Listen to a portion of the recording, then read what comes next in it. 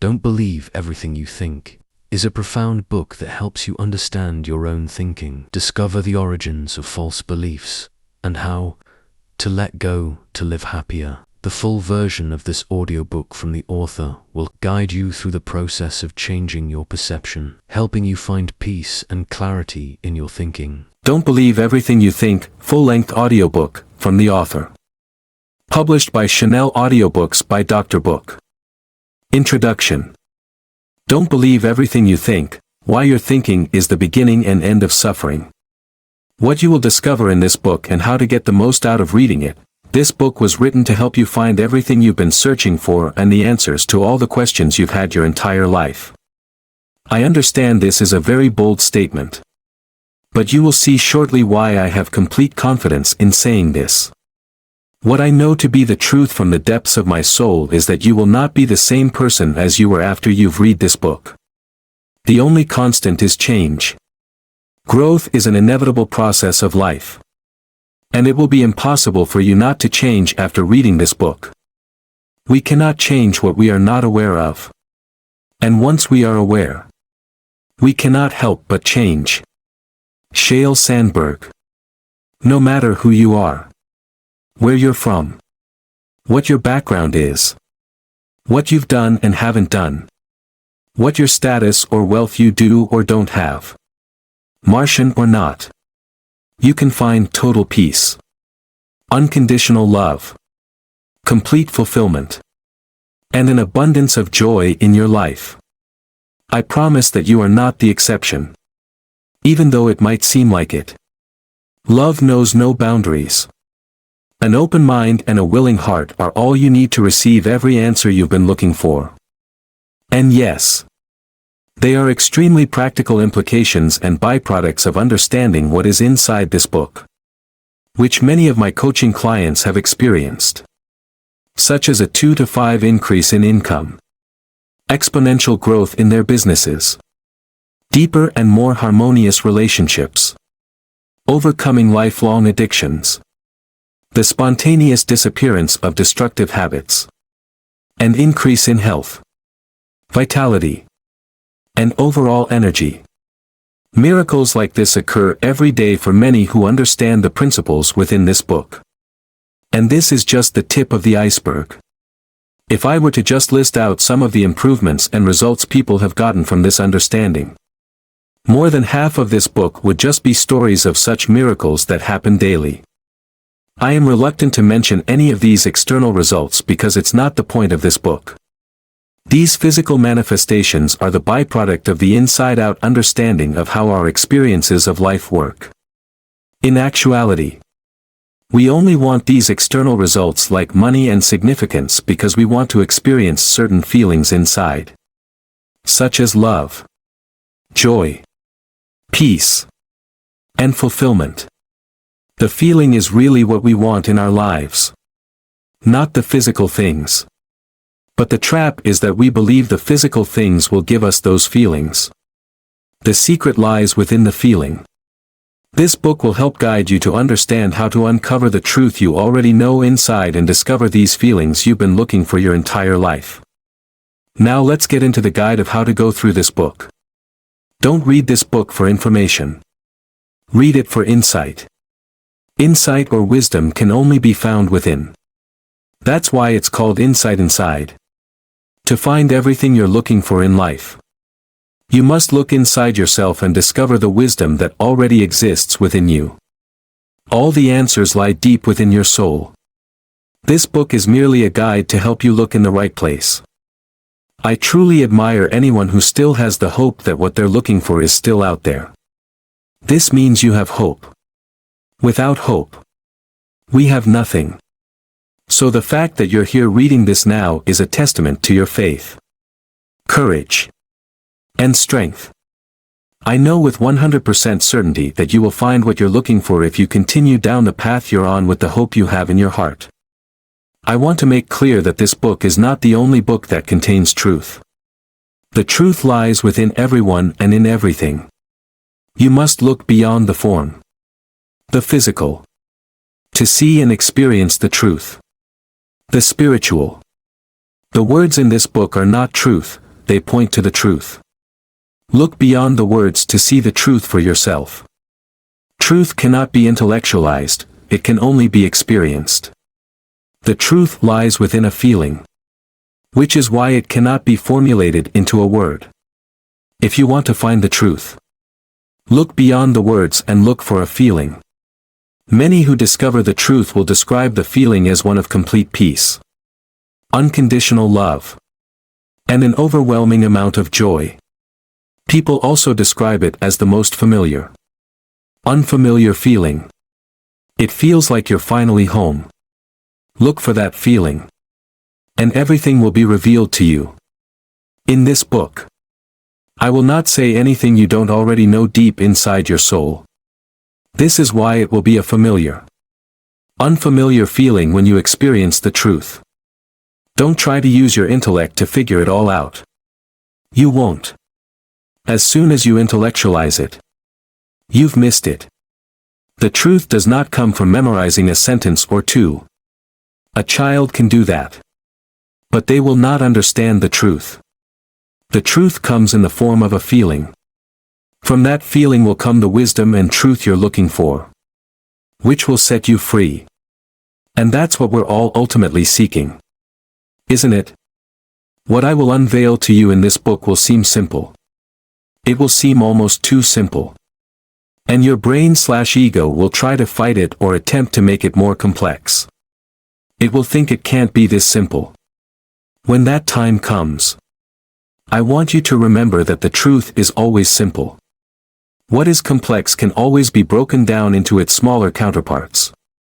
The truth cannot be broken down into smaller constituents, which is what makes it a truth.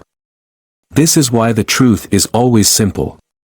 If you want to find the truth, look for simplicity. Approach this book with an open mind and a heart of pure intention to know the truth, and you'll receive everything you've been searching for. Before we move on, I want to take a moment to express my deepest gratitude for you being here and sharing your time and attention with me. Those are some of the most valuable life forces you could give to another. So thank you for that gift to me, which you are also giving to yourself. Never forget your own divinity, because it is only through our divinity that we have our humanity. With love and light, Joseph. Chapter 1: The Journey to Finding the Root Cause of Suffering. People have a hard time letting go of their suffering out of a fear of the unknown. They prefer suffering that is familiar. There is an important distinction to make when we're speaking about suffering. When I mention suffering in this book, I'm referring to psychological and emotional suffering. There is a way in which no matter what happens in your life you not have to suffer emotionally or psychologically. I'm not saying that what we go through is all in our heads or made up. Terrible and unfortunate events happen to people every single day. What I'm saying is that although we experience a lot of pain in our lives, suffering is optional. In other words, pain is unavoidable. But how we react to the events and circumstances that happen in our lives is up to us. And that will dictate whether we suffer or not.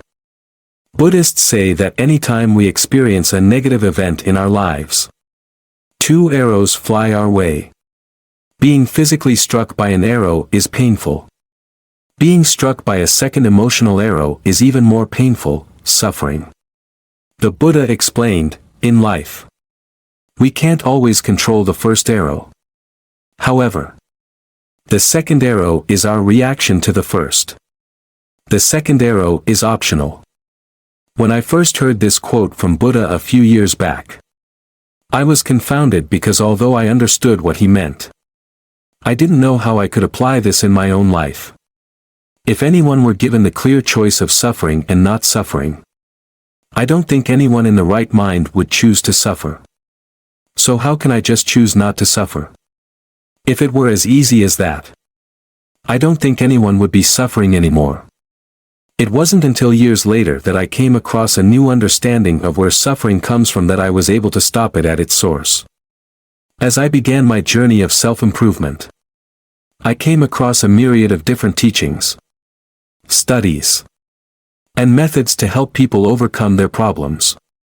I read dozens, if not hundreds, of books, studied psychology, went to therapist, listened to many different thought leaders, tried changing my habits, waking him at 4 a.m., changing my diet, becoming more structured and disciplined, shadow work, studying different personality types, meditating daily, going on spiritual retreats, following spiritual masters, and researching different ancient religions. If you name it, I've probably tried it. I was desperate to find an answer because I wanted to know how to stop suffering in my own life as well as help others do the same. Although some of those things did help me improve incrementally, it didn't stop my suffering entirely. I still always felt extremely anxious, fearful, unfulfilled, irritated, angry, frustrated, and heavy every single day. Even after doing all of that, I still didn't discover the answer. And if I'm being honest, I was even more lost before than I started on this quest. I felt purposeless, hopeless, and directionless. I didn't know what to do anymore, where to look, or who to talk to.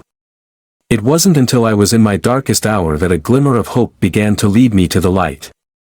All of the sudden, after years and years of searching, I stumbled upon one of my first mentors that taught me how to become a coach.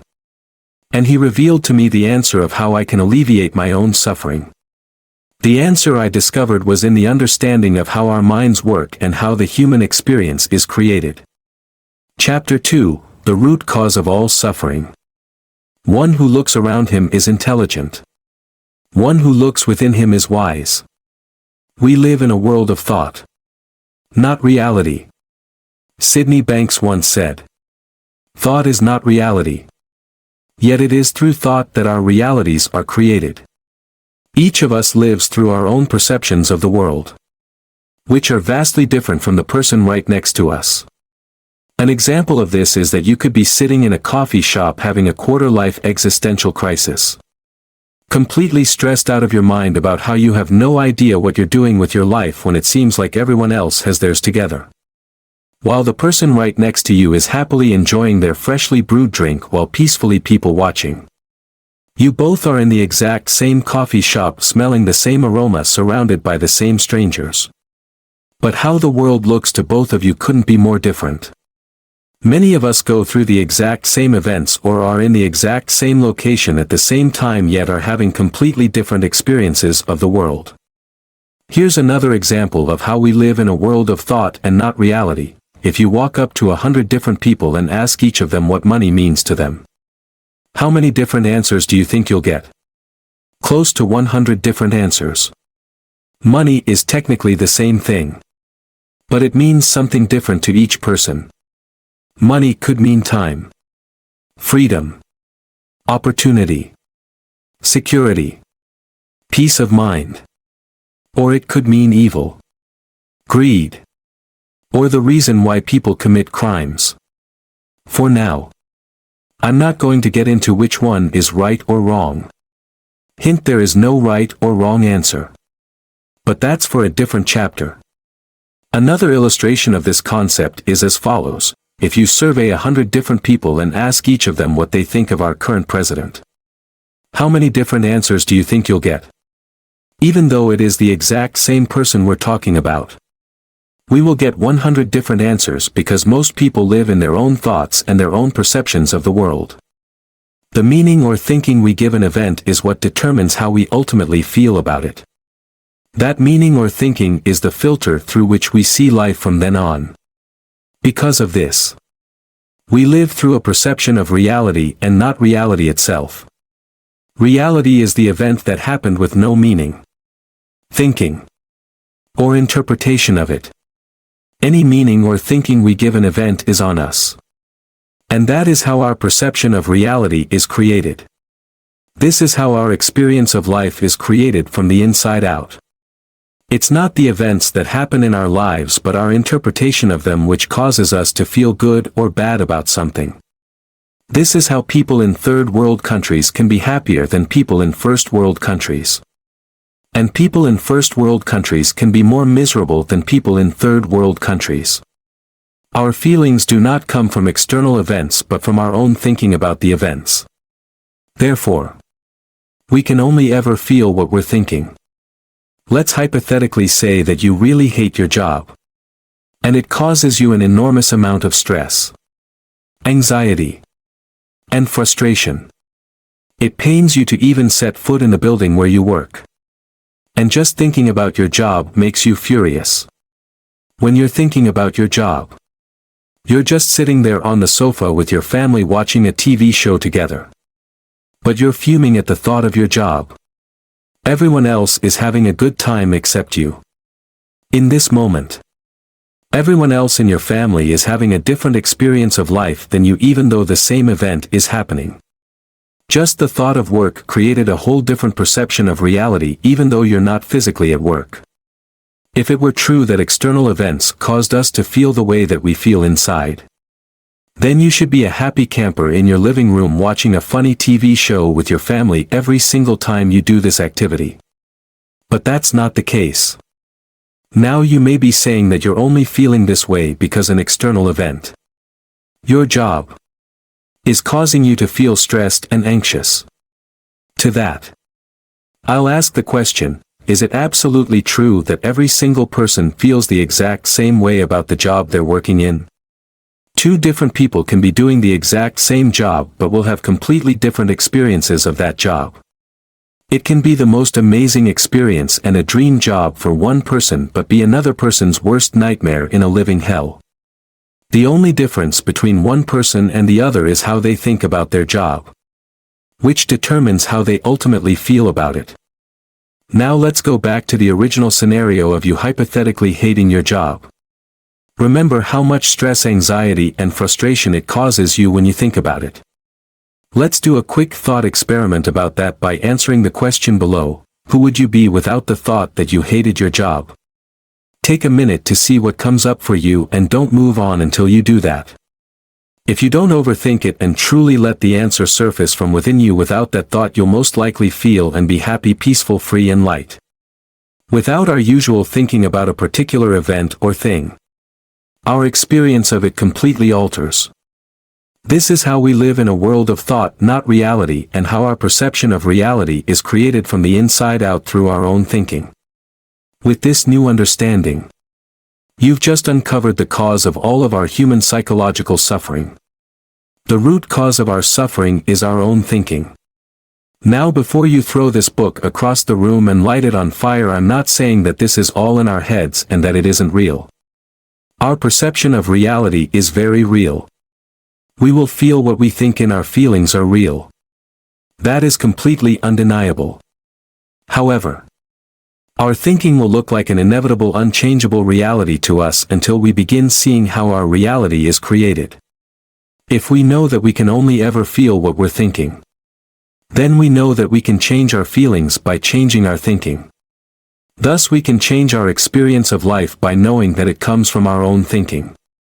And if that is true, then we are ever only one thought away from experiencing something different and transforming our entire lives at any moment through a state of no thought.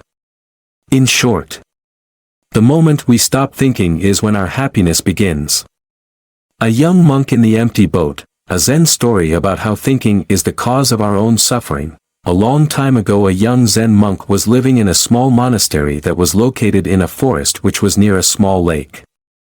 The monastery was occupied by a few senior monks while the rest were newcomers and still had much to learn. The monks had many obligations in the monastery, but one of the most important ones was their daily routine, where they had to sit down, close their eyes, and meditate in silence for hours at a time. After each meditation, they had to report their progress to their mentor. The young monk had difficulty staying focused during this meditation practice for a variety of reasons, which made him very mad. After the young monk reported his progress, or better said lack of it, to his mentor, the elder monk asked the young monk a simple question that had a hidden lesson: do you know what is really making you angry? The young monk replied, well, usually as soon as I close my eyes and begin to meditate there is someone moving around and I can't focus. I get agitated that someone is disturbing me even though they know that I'm meditating. How can they not be more considerate? And then when I close my eyes again and try to focus, a cat or a small animal might brush past and disturb me again. By this point, even when the wind blows and the tree branches make noise, I get angry. If that is not enough, the birds keep on chirping and I can't seem to find any peace in this place.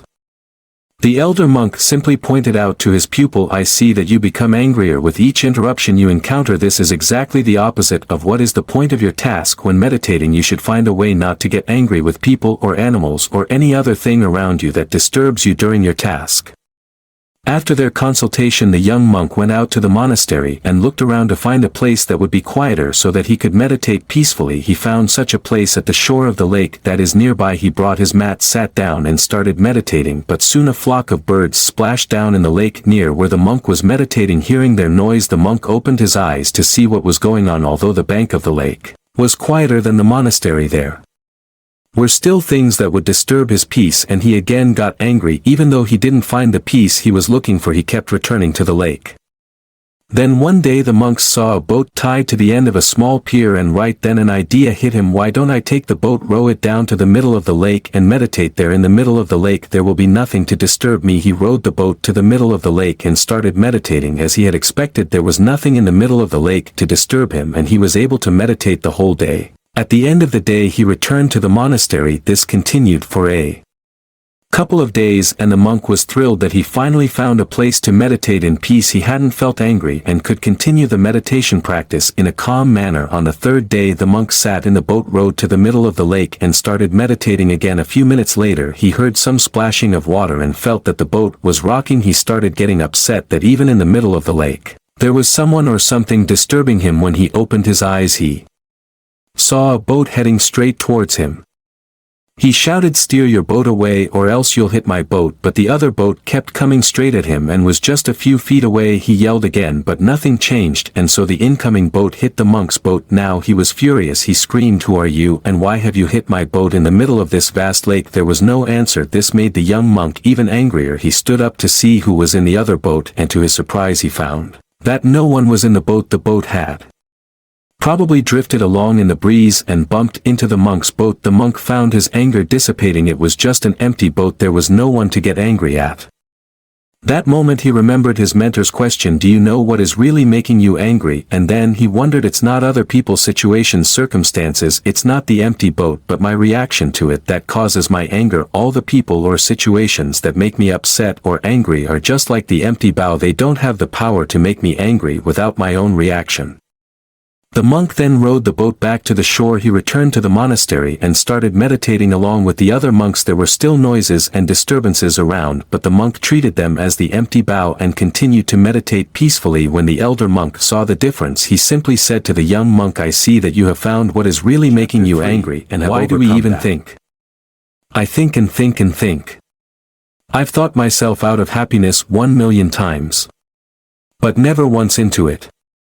Jonathan Safran. 4. We as humans have evolved to develop a sophisticated ability to rationalize, analyze, and think because it simply helped us survive. Our minds do an incredible job to keep us alive. But it does not help us thrive. It is solely concerned with our safety and survival, but not with our fulfillment or joy. Our mind's job is to alert us of potential dangers in our environment that may threaten our lives. It does its job so well that not only will it scan our immediate surroundings for threats, but it will even reference our backlog of past experiences to create hypothetical scenarios and predict what it thinks could be future potential dangers based on our memories.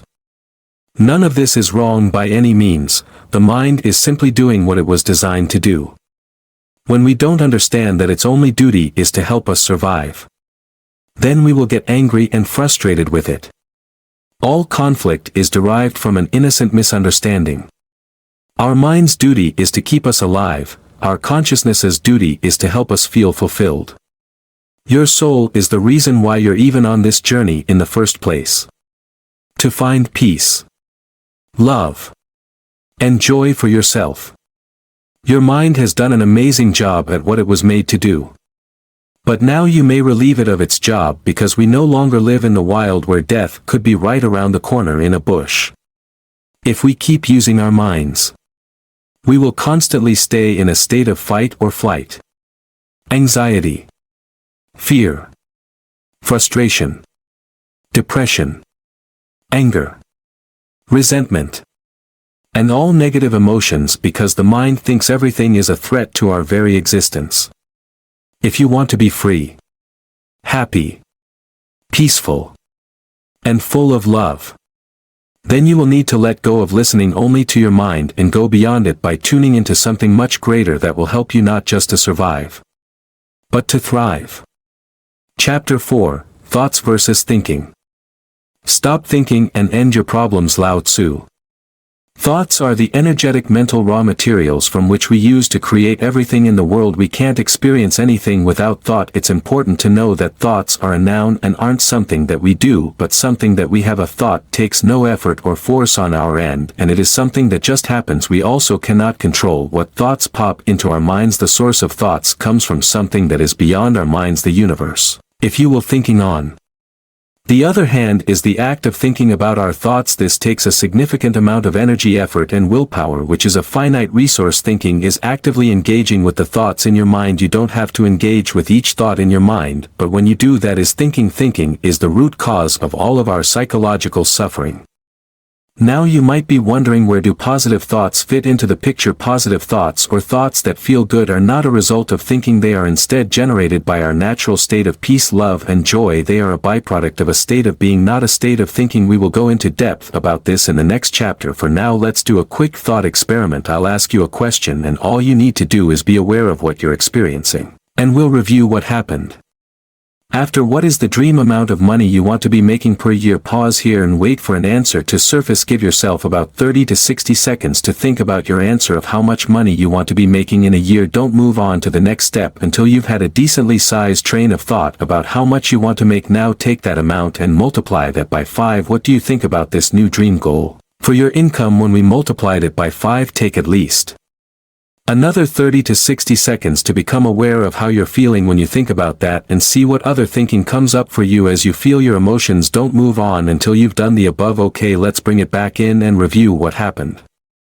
After I asked the first question of what is the dream amount of money you want to be making per year, within a few seconds an answer popped into your mind. That is a thought. Notice how quickly and effortlessly that came to you. After an answer popped into your mind, I asked you to think about your answer. What happened after I asked you to think about your answer? If you're like most people, you probably went on a wild roller coaster. Once you began thinking about that thought, you might have been thinking how there's no way you can make that much. No one in your family is making that much money. You don't know how to make that much. It's stupid to want that much money, or that it makes you greedy. Notice how you felt when you were thinking about those thoughts. Most likely it didn't feel that great, but that is okay, and I'll show you what you can do about it soon. This is a prime example of thoughts versus thinking. If I ask you a question, you will 100% have a thought that pops into your mind.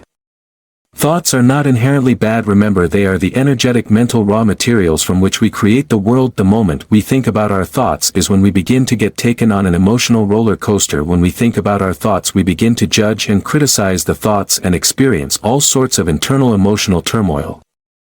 When I ask you how much money you wanted to make, you had a thought about the amount. That thought was neutral and didn't cause any emotional toil. In fact, you might have felt expansive and excited. It was only when you began thinking about that thought of how much you wanted to make which is what caused the self-doubt, unworthiness, anxiety, anger, guilt, or any other emotion you may have experienced. This is what I mean by thinking is the root cause of all of our suffering. Having the initial thought of how much you wanted to make didn't cause any suffering until you began thinking about the thought of how much you wanted to make. It is not necessary to think about our thoughts or to judge them. It does us no good to do so. We may think that thinking is helping us, but all it's really doing is causing us to feel all these negative unwanted emotions, and making us create reasons as to why we can't do it or why we shouldn't want it. The only thing that was useful and helpful was the initial thought that popped into your mind when I first asked how much you wanted to make. All the thinking that happened after was destructive and unhelpful. Thoughts create, thinking destroys. The reason thinking destroys is because as soon as we begin thinking about the thoughts, we cast our own limiting beliefs, judgments, criticisms, programming, and conditioning onto the thought, thinking of infinite reasons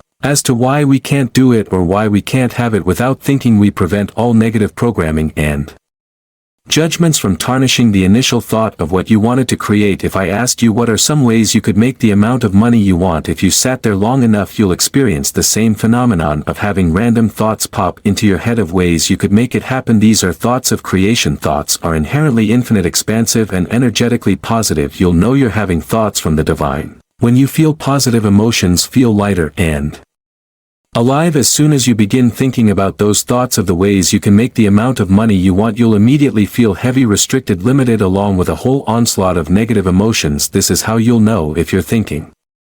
I use my feelings as an internal radar that tells me whether I'm getting direct downloads of thoughts from the universe or if I'm in my head thinking about my thoughts. You can only ever feel what you're thinking, so feelings and emotions are like an intuitive internal dashboard which tells me if I'm thinking too much or not. If I'm having a lot of negative emotions, I know that I'm thinking too much. This is another example of how we're naturally built for success. Below is a chart that compares thinking versus thoughts to help you identify which one is which within your mind. If you're listening to the audiobook and want to see the chart, you can go to my website at josephwin.org resources to download it. That's josephwin.org/resources. It will also contain other helpful resources, guides and frameworks that we will discuss later on in this book. Chapter 5. If we can only feel what we're thinking.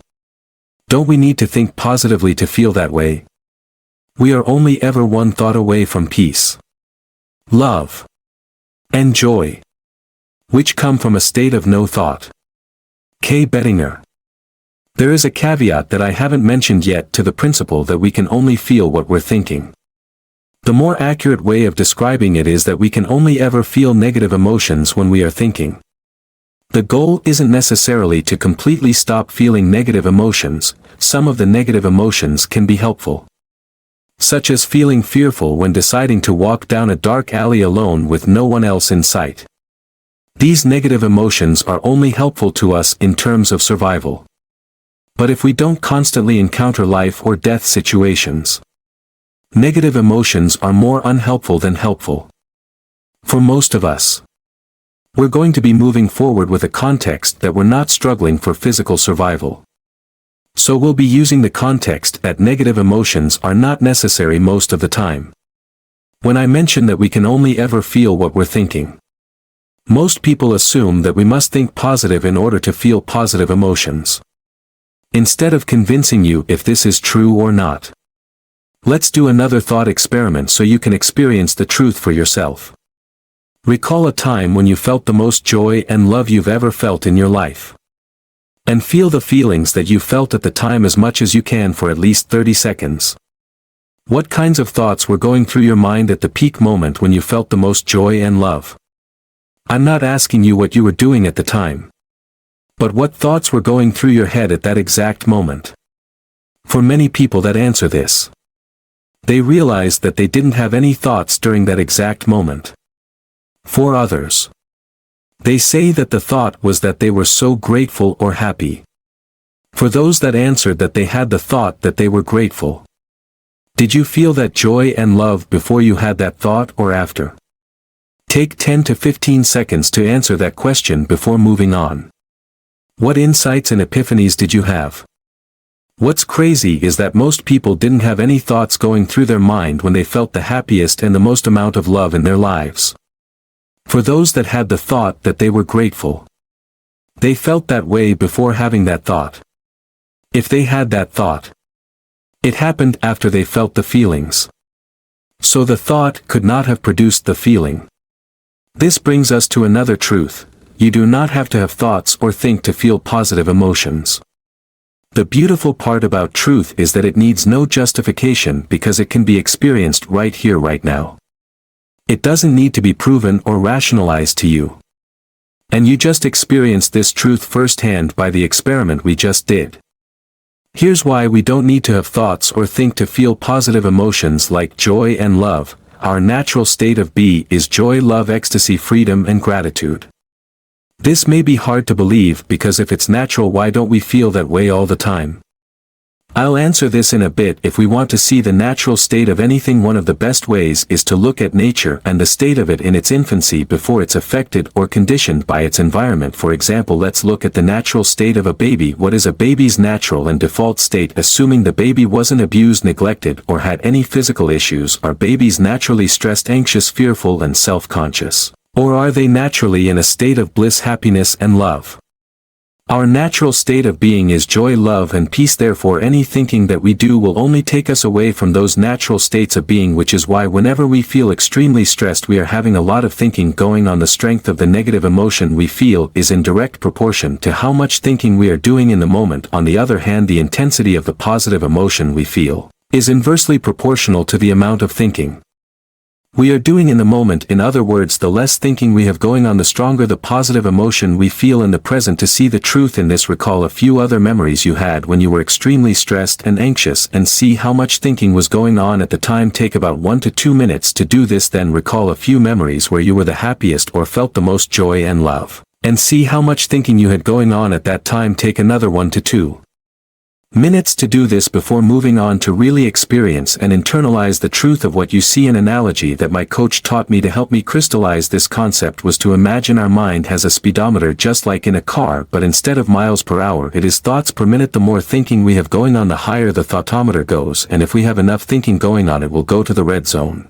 This is when we feel extremely stressed, burned out, frustrated, and angry. It is not the content of our thinking that causes us stress, but that we are thinking, period. The amount of thinking we have going on is directly correlated to the magnitude of stress and negative emotions we are experiencing at any given moment. When you're experiencing a lot of frustration, stress, anxiety, or any negative emotions, just know that it's because you're thinking, and the intensity of those emotions is directly correlated to how much thinking is going on. Therefore, it's not what we're thinking about that's causing us suffering, but that we are thinking. To summarize, we do not have to try to think positive to experience love, joy, bliss, and any positive emotions we want, because it is our natural state to feel those emotions. The only times we don't naturally feel these emotions is when we begin to think about the thoughts we're having, thus blocking the direct connection to infinite intelligence, and we feel stressed, anxious, depressed, and fearful. It is not about the content of our thinking, but that we're thinking, which is the root cause of our suffering. The intensity of the negative emotions is directly correlated to the amount of thinking we have going on in the present. The less thinking we have, the more space we create for positive emotions to naturally surface. Chapter 6: How the Human Experience is Created, the Three Principles. If the only thing people learned was not to be afraid of their experience, that alone would change the world. Sydney Banks. At its fundamental level, the human experience is created by these three principles: universal mind, consciousness, and thought. These three principles work together to allow us to experience everything we do in life.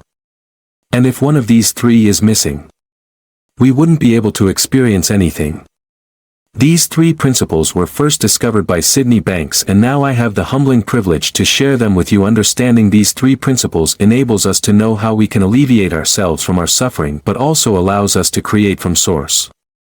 Universal mind. Universal mind is the intelligence behind all living things. It is the life force and energy that is in all things. It is how an acorn knows how to grow into a tree, how the planets know how to stay in orbit, and how our bodies know how to heal itself when we get a cut. It's how our bodies know how to self-regulate and keep us alive without us having to manually do everything, like breathing and beating our heart. The intelligence that knows how to do all of this and is in all things is called universal mind. Many people call this God, infinite intelligence, the quantum field source, and other names. This is where thoughts come from, as well as everything else in the universe. All things are connected by universal mind. There is no separation between anything, and any time there seems to be separation between things, it is merely an illusion of our thinking. When we are connected to universal mind, we feel whole, fulfilled, filled with love, joy, peace, and inspiration. It is only when we begin thinking, believing in the illusion or ego, that we block this flow of universal mind and begin to feel separated, frustrated, lonely, angry, resentful, sad, depressed, and fearful.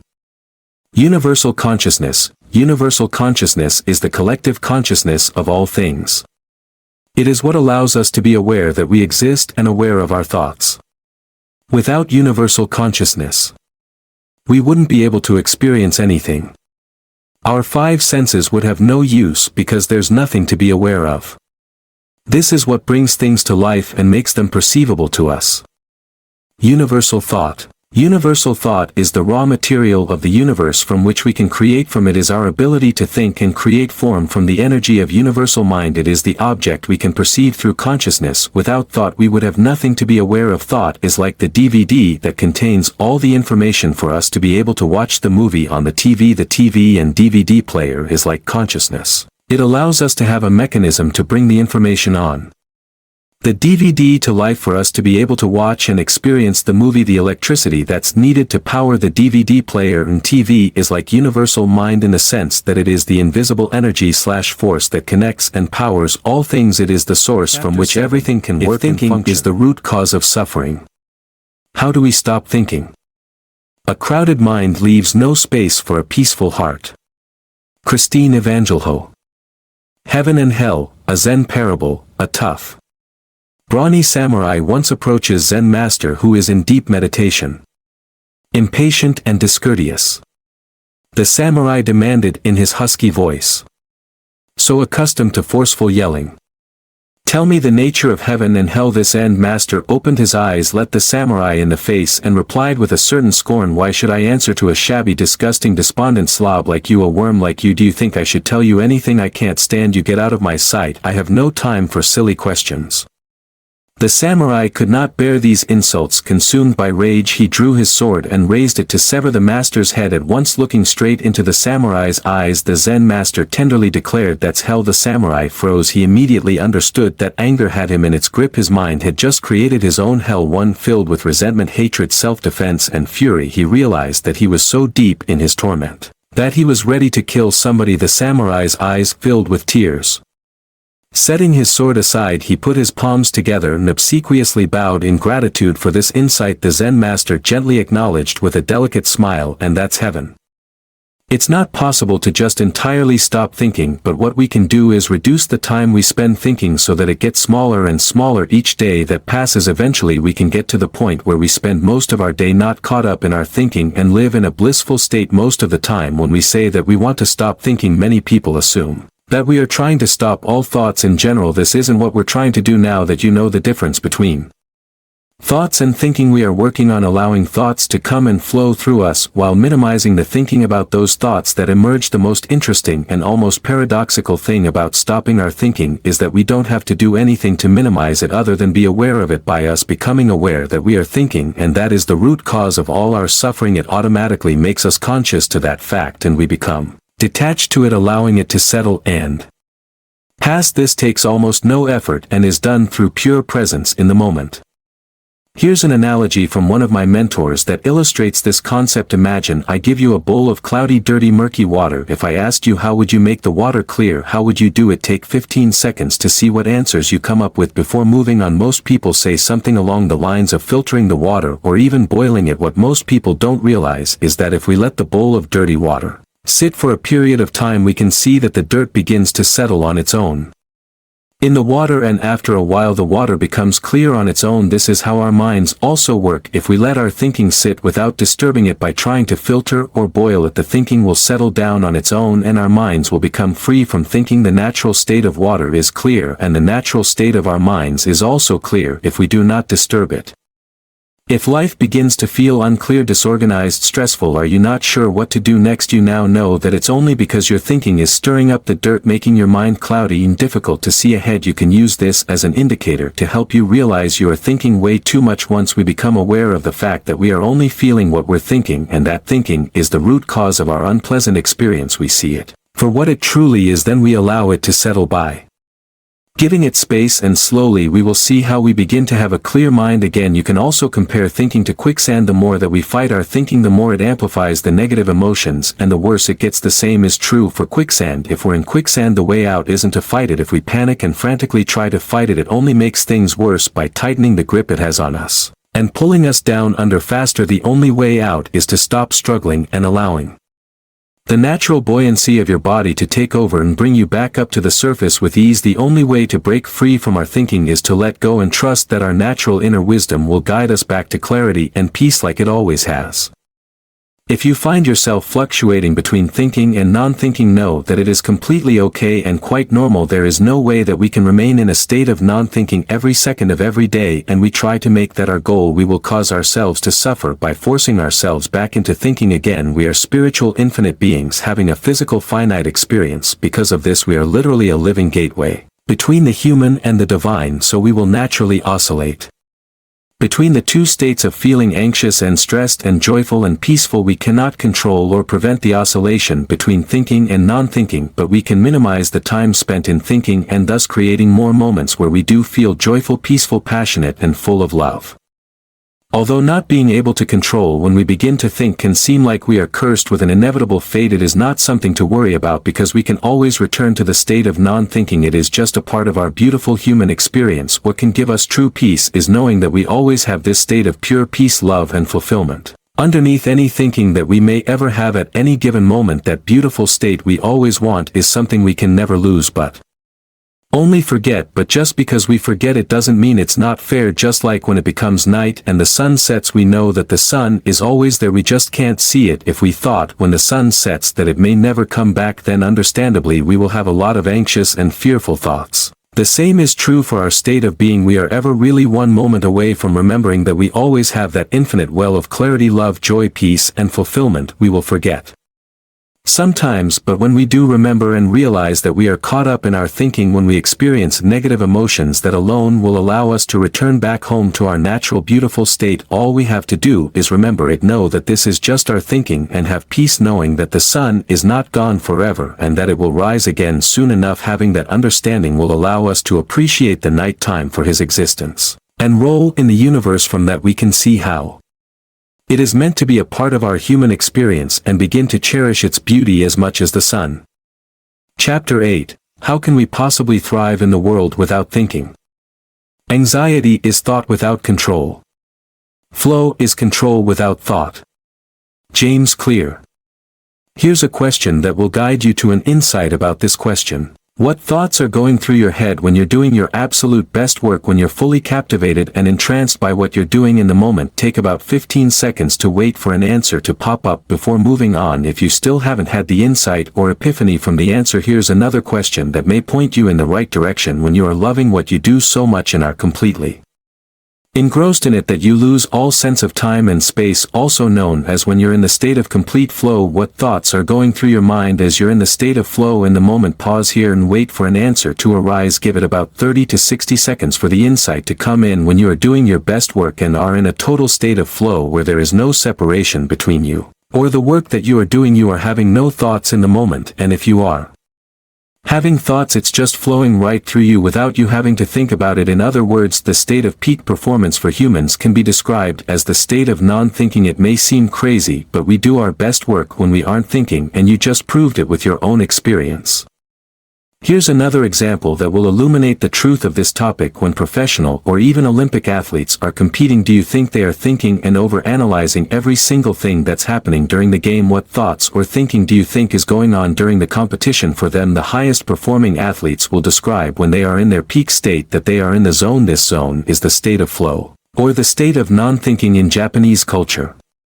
They have a beautiful word to describe this phenomenon. Mushin. Here is the definition from Shotokan Times. Machine is achieved when the mind is free from random thoughts, free of anger, free of fear, and particularly free of ego. It applies during combat and or other facets of life. When machine is achieved during combat, there is an absence of loose or rambling thoughts. It leaves the practitioner free to act and react without hesitation. He reacts according to all of the study and training that has brought the karateka to this point, relying on not what you think should be your next move, but what on your trained instinctive subconscious reaction directs you to do. After practice, thinking hinders the performance of athletes, and the same is true for everyone. We only hesitate, are reluctant, have doubts, insecurities, and fears only when we begin thinking and over-analyzing. We function and perform our best and embody our full potential the moment we enter the state of non-thinking. Without thinking, we are free from limitations of the ego and are able to create the most incredible things in the world.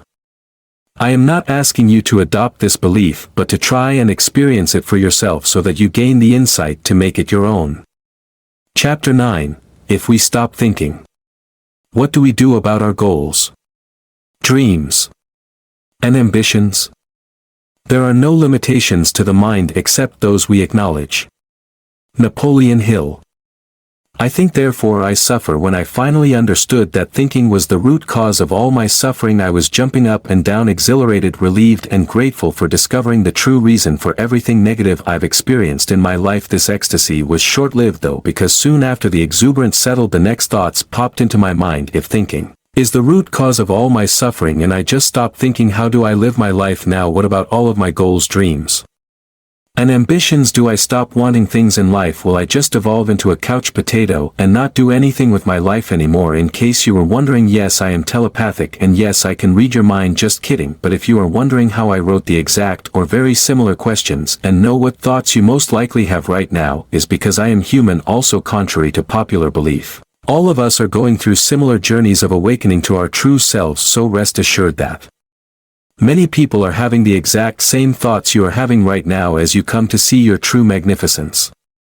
Now back to the question of what we do about our goals, dreams, and ambitions. If we stop thinking, as I pondered on these questions, an incredible amount of fear and anxiety began to surface, because I thought that I would have to give it all up and become a monk in the middle of the mountains. I was definitely not ready to do that, as much as I wish I were that enlightened and attached from my life. I genuinely enjoyed being in the world, experienced the fullness of life with other people, even if a large portion of my life was filled with suffering. Here's what I've discovered about what to do with our goals and dreams with this new understanding. As we've mentioned in previous chapters, there's a difference between thoughts versus thinking. The source of thoughts and the source of thinking are different, and the source is what will dictate whether it causes suffering or not. Similarly, where our goals and dreams come from will determine whether we feel great about pursuing them or not. Like everything in this world, there is nothing inherently good or bad, only are making things that. So goals, dreams, and ambitions are not good or bad, so it's not really an either or situation, but more about where those goals are coming from. There are two sources of goals: goals created out of inspiration and goals created out of desperation. When goals are created out of desperation, we feel a large sense of scarcity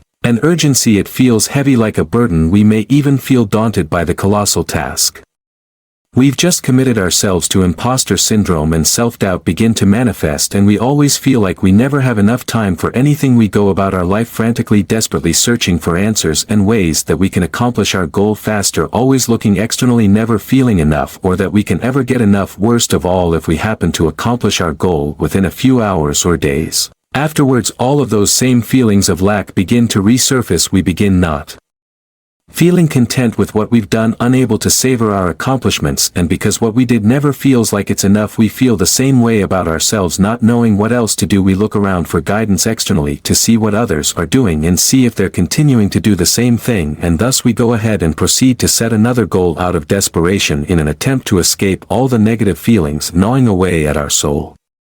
When we dig a little deeper into these types of goals we set, they are all typically means goals and not ends goals. In other words, the goals we set in this state of desperation are all a means to an end. There's always a reason we want to accomplish the goal, and it's always for something else. For example, we want to create a multi-million-dollar business because we want financial freedom, or we want to quit our job so that we can escape the stress and anxiety that comes from it. We feel like we have to do these things instead of want to. Goals created out of desperation are typically realistic and created from analyzing our past and what we think would be plausible in the moment. It feels very confining and limiting. Although these types of goals and dreams may excite us in the moment, as soon as we begin to try to create it, we feel a lack and we are desperate to bring the dream to life. Paradoxically, if we end up achieving the goal created out of desperation, we end up feeling more empty than we did before it. The next logical thing we tend to do is to create an even bigger goal out of an even greater desperation to hopefully make us feel whole inside. This is how most of us set our goals and how we live our lives. I'm also not saying this to criticize or judge at all, but to reveal the reality of it. The only reason why I was able to describe it in painful and excruciating detail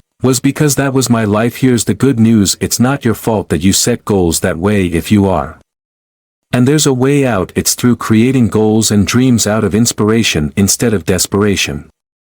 When we create goals out of inspiration versus desperation, it is completely different story. In this state we are creating because we feel deeply moved, inspired, and expansive. It feels like a calling rather than an obligation. It feels like there's a powerful force of life coming from within us, wanting to be expressed through us, to be made manifested into the physical world. This is why painters paint Why dancers dance, why writers write, why singers sing even if they never get paid or make a living.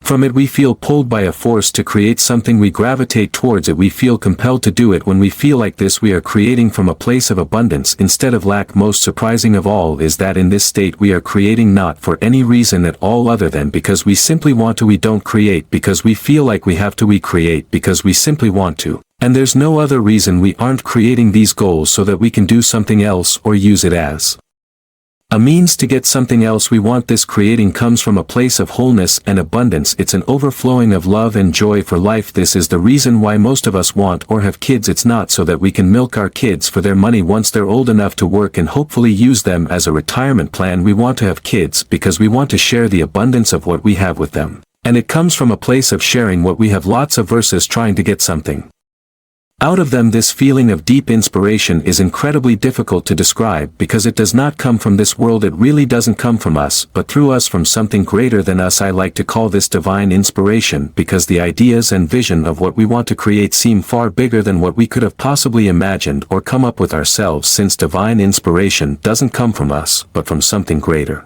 It doesn't analyze or rely on past data or what you or anyone in the world has already accomplished. Divine inspiration is what happens when groundbreaking creations and inventions are created that seemed to be impossible not too long ago. It knows no boundaries, limits, or constraints. It is an incredibly expansive force that energizes and lifts us, making us feel like we're high on life. In this state we feel whole, complete, filled with unconditional love, joy, and peace. We don't analyze, compare, criticize, judge, or rationalize anything, but instead we truly live, love, share, give, create, grow, and nourish. It really is one of the greatest feelings we can experience, and it is truly a gift that we can experience the divine as humans, and it's because we're from the same source. Everyone has experienced this deep feeling and desire to create something marvelous in the world.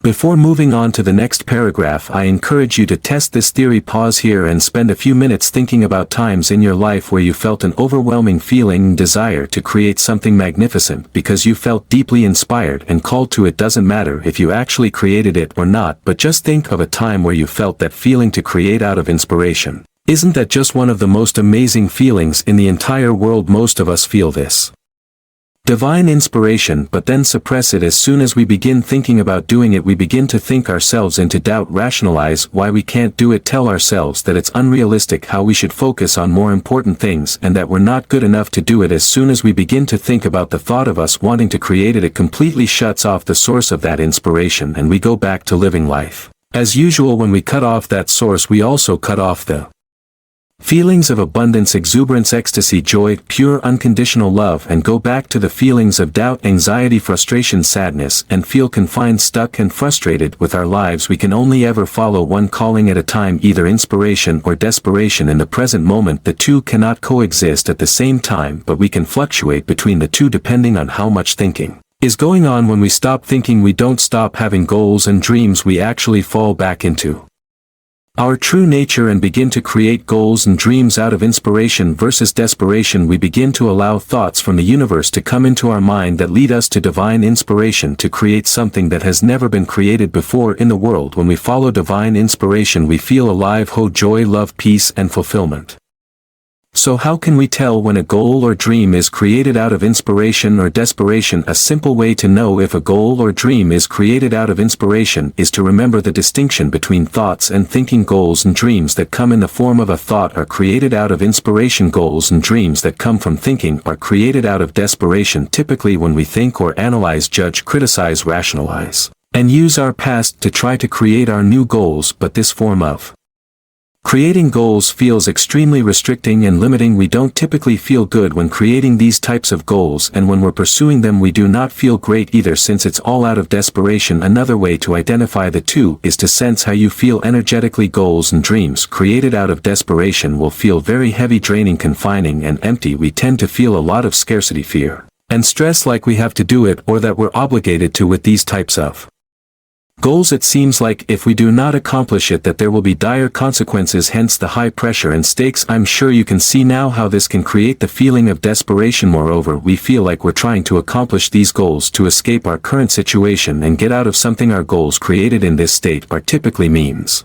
goals, meaning that we want to achieve these goals so that we can do something else afterwards, such as having the goal to quit our job. Most Likely you'll have this goal because you want to go do something you actually enjoy, but you can see how this goal of quitting your job is just a means goal for you to go do something else, or having a goal of making $1 million is typically set because you want to have financial freedom and go travel the world. These goals are always a means to an end and not the end itself. There's always a reason that we want to accomplish these goals, and that makes us feel very empty inside. I want to emphasize that none of these goals are inherently bad, or that we shouldn't have these goals of wanting to make money or quitting our jobs if these goals are created from inspiration. That is completely different. It just depends on the source of the goals and not necessarily the goal itself. This is an important distinction to make, otherwise you'll spend most of your time debating and stressing yourself out over if this is the right goal for you or not. There is no right or wrong goal, only goals created from inspiration or desperation. It just depends on how you want to feel inside, and when you're aware of these two types of goals and how they manifest, then you'll be able to feel blissful as you go about creating amazing things in your life. On the other hand, goals and dreams created out of inspiration, which comes from thought, feel very light, energizing, uplifting, and expansive. We tend to feel excited, joyful, and most importantly inspired. We don't feel like we have to create it, but that we want to. Instead of feeling like you need to do this, you feel inspired to. There is virtually no pressure because we're not trying to get out of something or escape our current situation. By accomplishing this goal, there is no scarcity or urgency, because we don't feel like we're creating from a place of lack, but instead from a place of abundance, and we just want to share it with the world. Since it's coming from inspiration, we are not doing it to get something out of it so we can do something else. It's not a means goal, but simply an end in and of itself. There is no reason we need to create it. We are not creating so that we can feel whole, but we are creating because we feel whole and want to give from that place, not expecting anything from it. I'm sure you can see the stark difference between the two now, and that you can tell which type your goals currently fall under. If most of your goals fall under the category of desperation, don't worry, because most people have goals created from desperation, including myself, before I knew a better way.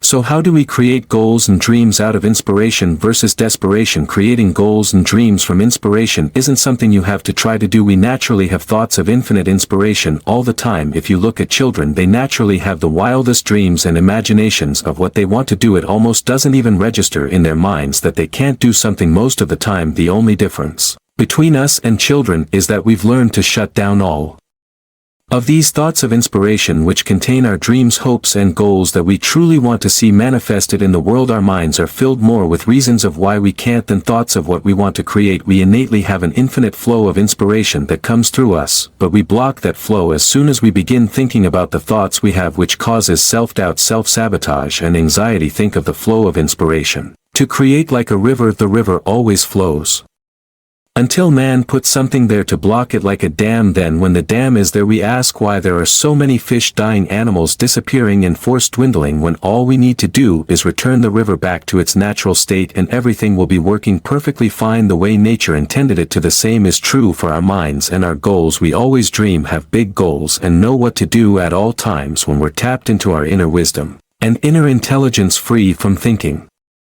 If we simply do not think about our thoughts, any sort of thoughts about dreams, goals, and desires that naturally arise are all from the divine, and that is how you create goals out of inspiration versus desperation.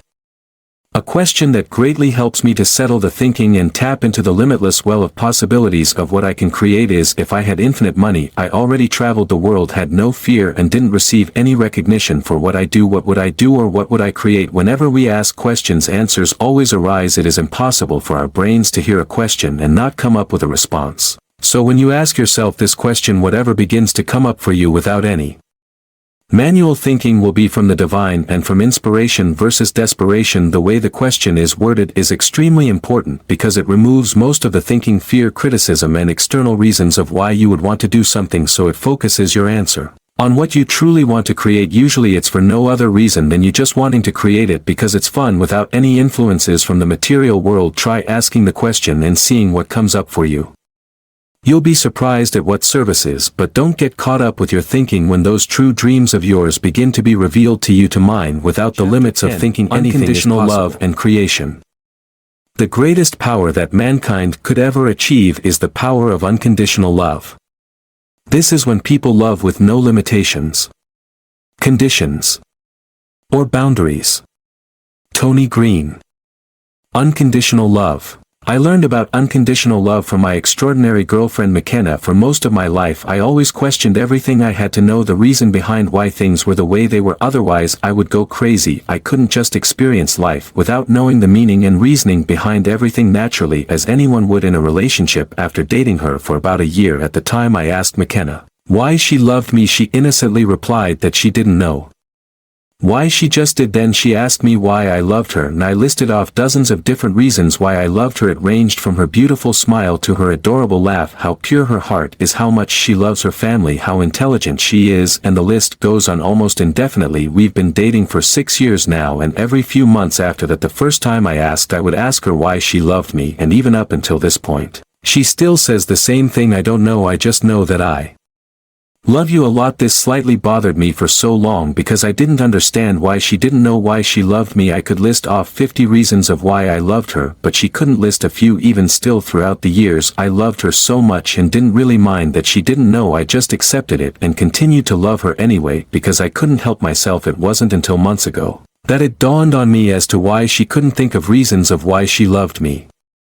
I began to question the reasons that I had for why I loved McKenna. Then I had an epiphany that changed my life forever. I asked myself, did I love her because of her laugh or because she loves helping other people? What happens if she doesn't laugh one day or doesn't help someone that day? Do I stop loving her if she doesn't do the things that I said were the reasons that I loved her? I realize if I create reasons for why I loved her, then it makes my love for her conditional to those specific traits or actions, and if she doesn't do them, then I don't love her. This, of course, is not true. In that moment I had the awe-inspiring insight that McKenna couldn't list off reasons of why she loved me because her love for me was unconditional. There were no reasons for why she loved me, because if she had reasons, it would mean she only loved me if I were exuding those traits or doing those things that she had in her mind. Her love for me is not based on my mood or what I did. Her love for me goes beyond all the reasons and does not come from a place of reciprocity. She does not love me because I love her, nor is she loving me because of what I can do for her. She is experiencing so much love within herself that it's an outpour of an abundance of love that she is gifting to me unconditionally. Attempting to articulate the feeling of this and where it comes from is probably the hardest thing I've ever done in my life,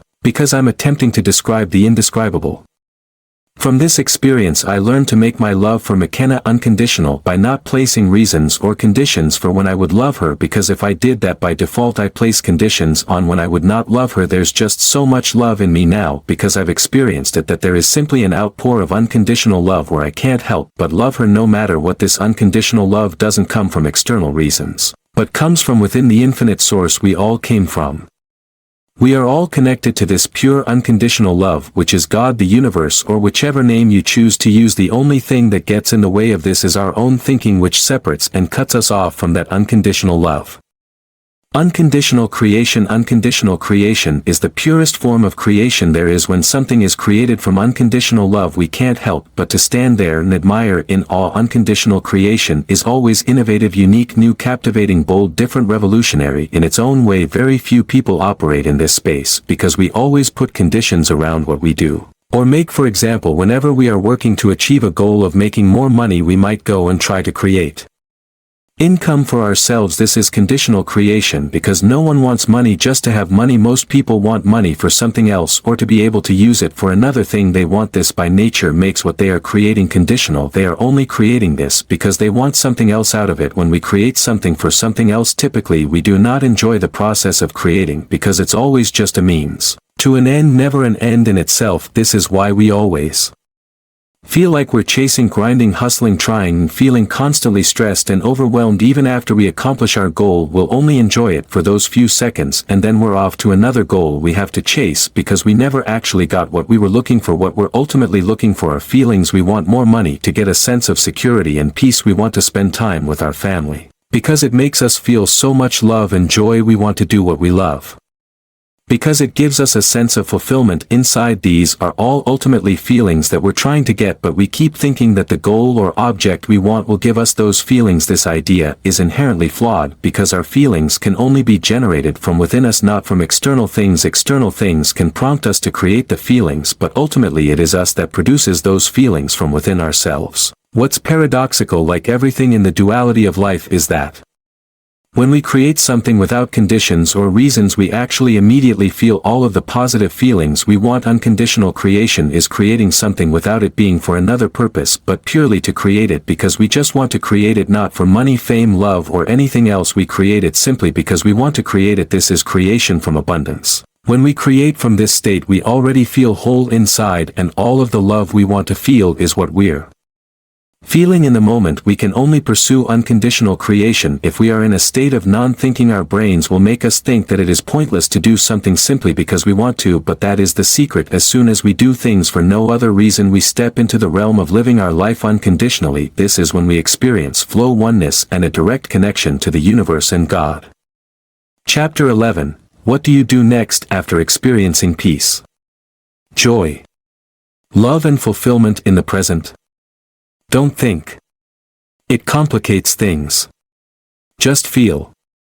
And if it feels like home, then follow its path. R.M. Drake.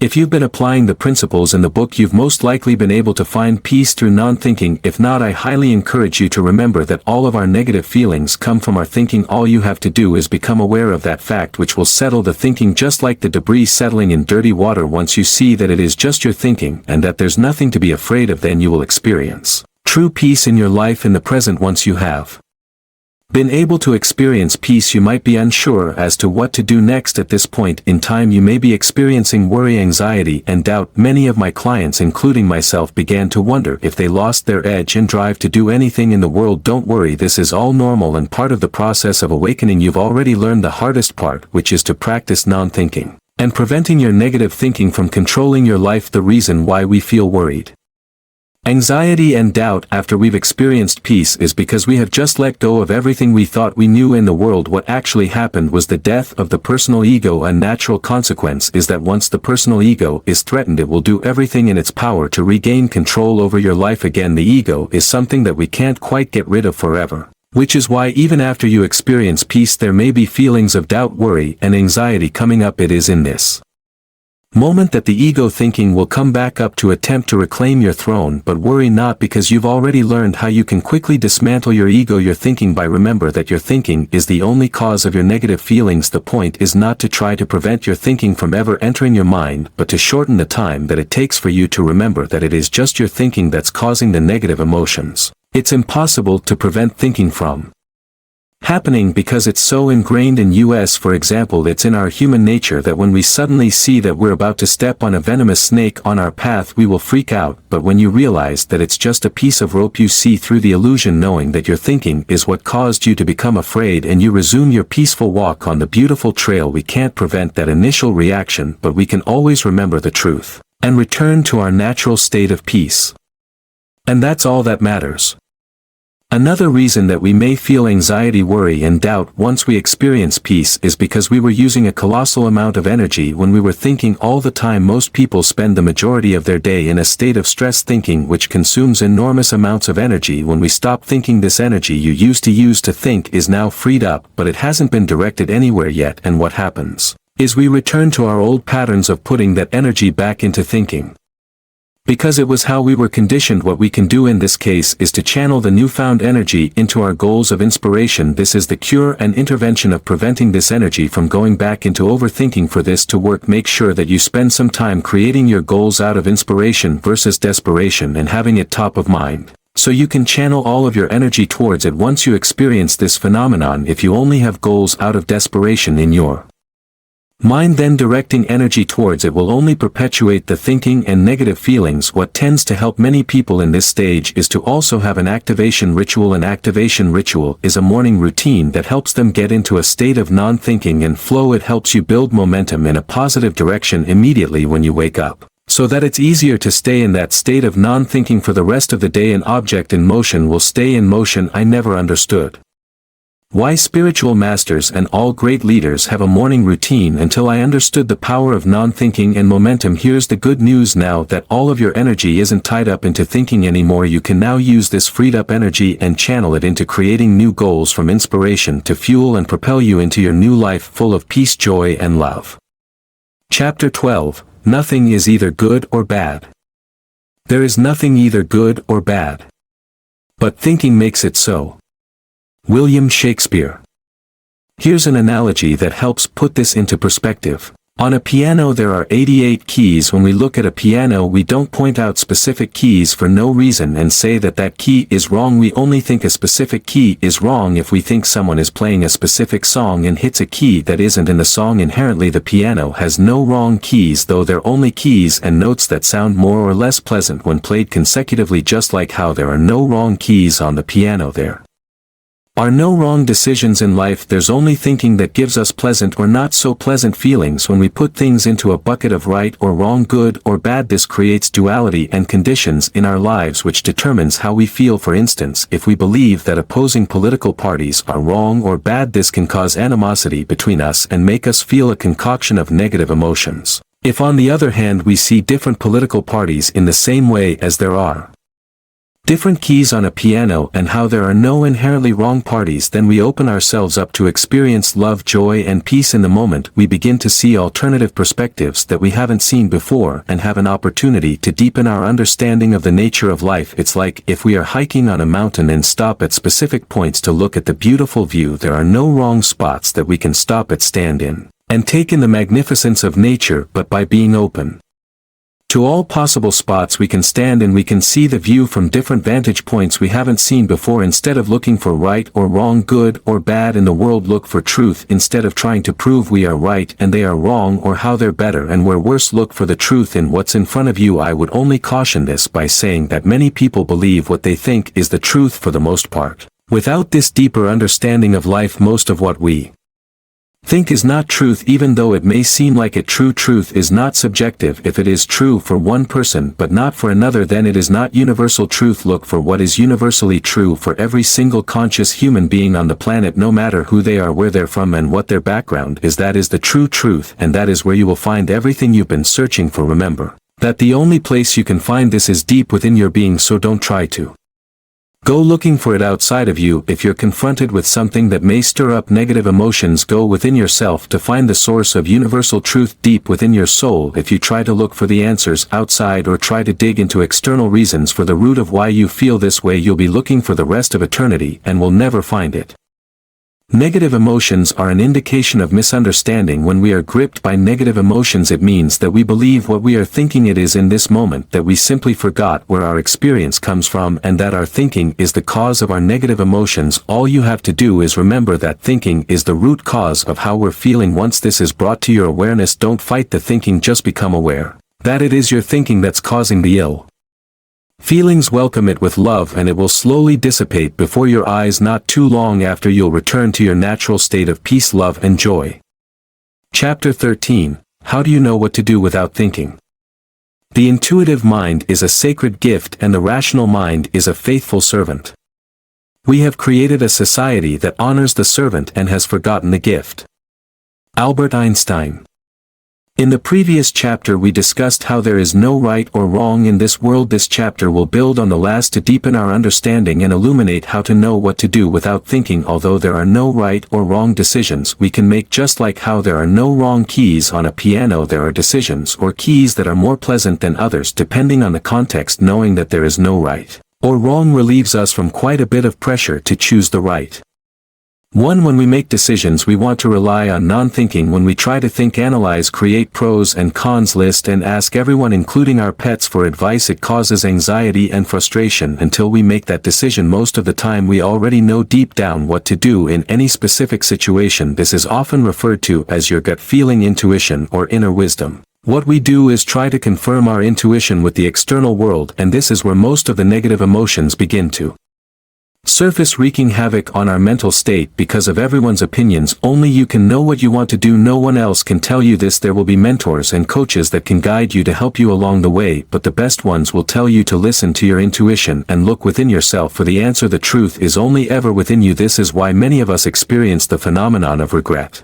when we knew deep down what we should have done based on our gut feeling, but we ignored it and listened to someone else's advice or opinion. Your intuition will always lead you to where you need to go and what you should do at any moment in time. It's like a real-time inner GPS that will tell you when to take a detour and which path you should take. If there is a blockage in the road to your destination, it's guaranteed that our inner GPS will guide us exactly where we want to go, but what's not guaranteed is how or which path it will put us on to take us there. There are infinite circumstances that can happen on the journey to the destination, but you can rest assured your GPS will get you there. Important note: society will almost never confirm our intuition until it's mainstream already. For this reason, if you try to look outside for confirmation on what you know to be true for you, you'll almost always get backlash and differing opinions on what next steps you should take. Avoid looking externally for answers. Follow your intuition, your gut feeling, your inner wisdom and the universe and God. When you do this, you'll begin to see miracles occurring in your life that you could have never expected or even dreamed of. Those who have the faith and courage to do this will discover the true joy, peace, and love they've been looking for while enjoying the miracle of life.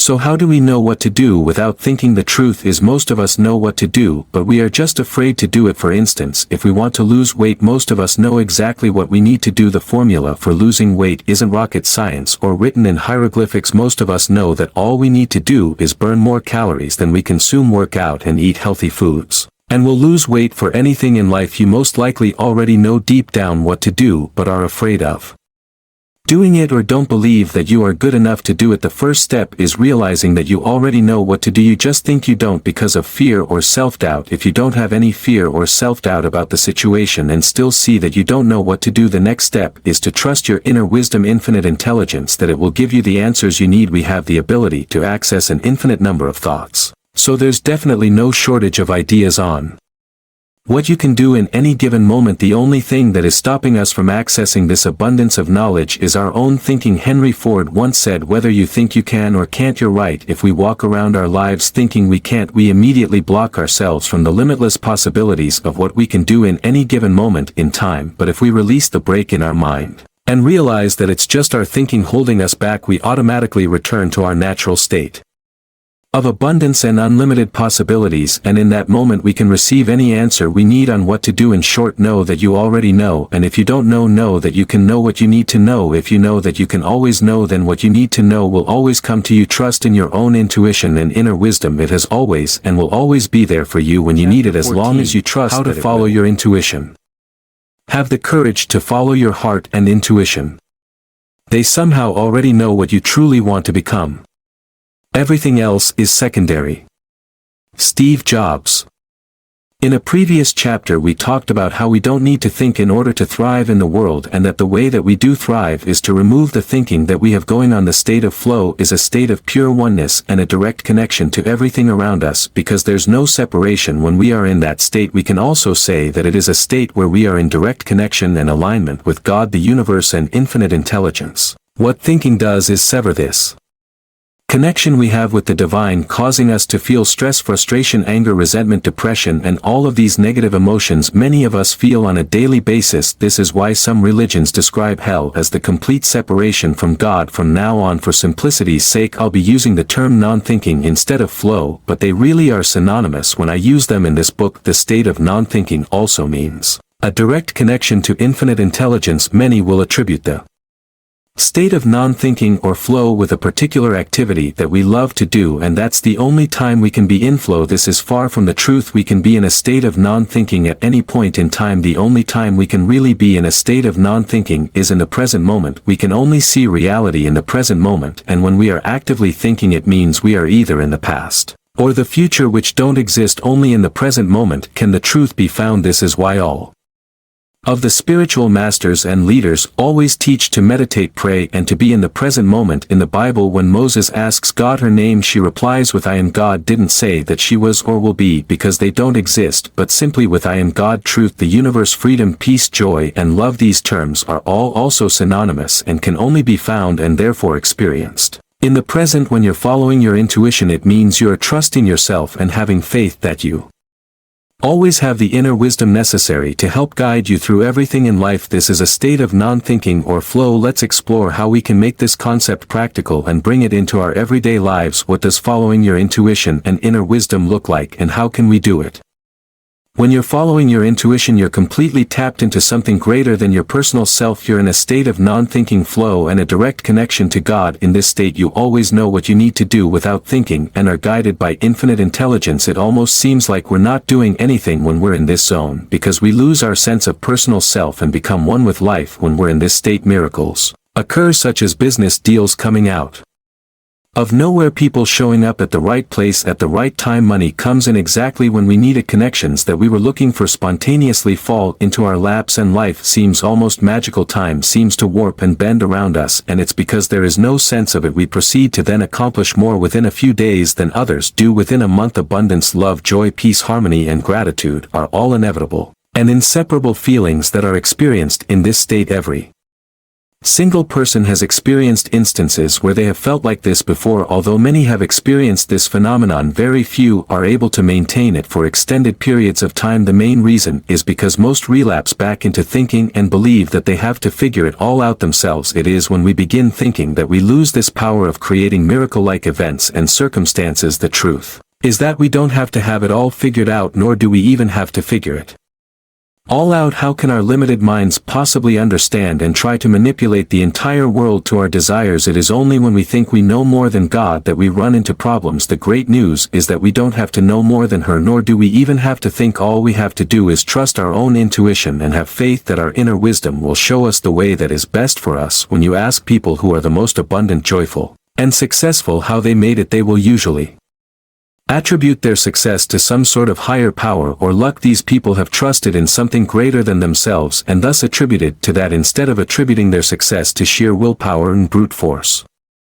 There is so much in life that is completely out of our control, and we can really only control a very small portion of it. This is not to say that we give up because we can't control our lives. It's quite the opposite. When we realize that we don't have to have control and try to force everything to happen our way, we become free from suffering, pain, and frustration, and begin to fall into this state of non-thinking where things just all happen for us instead of to us. We begin to see that everything was perfectly placed in our lives to help us become the exact person we are now, and that if anything were changed we would not have what we do now. There are millions of small circumstances and events that have to have been meticulously orchestrated for us to be where we are now. To plan that would be impossible and futile, yet here we are. This is the miracle of life. To go back on a point we just made about us not having to control things in our lives, there's a caveat I want to highlight. It is true that we cannot control everything that happens in our lives, but what we can control is whether we think or not, which is the root cause of all of our problems and negative emotions. We can decide to change our experience of life whenever we want and how we feel at any moment. This is how we can choose to be happy, by choosing to let go of our thinking. Isn't that what ultimately matters at the end of the day? It's not about what we have,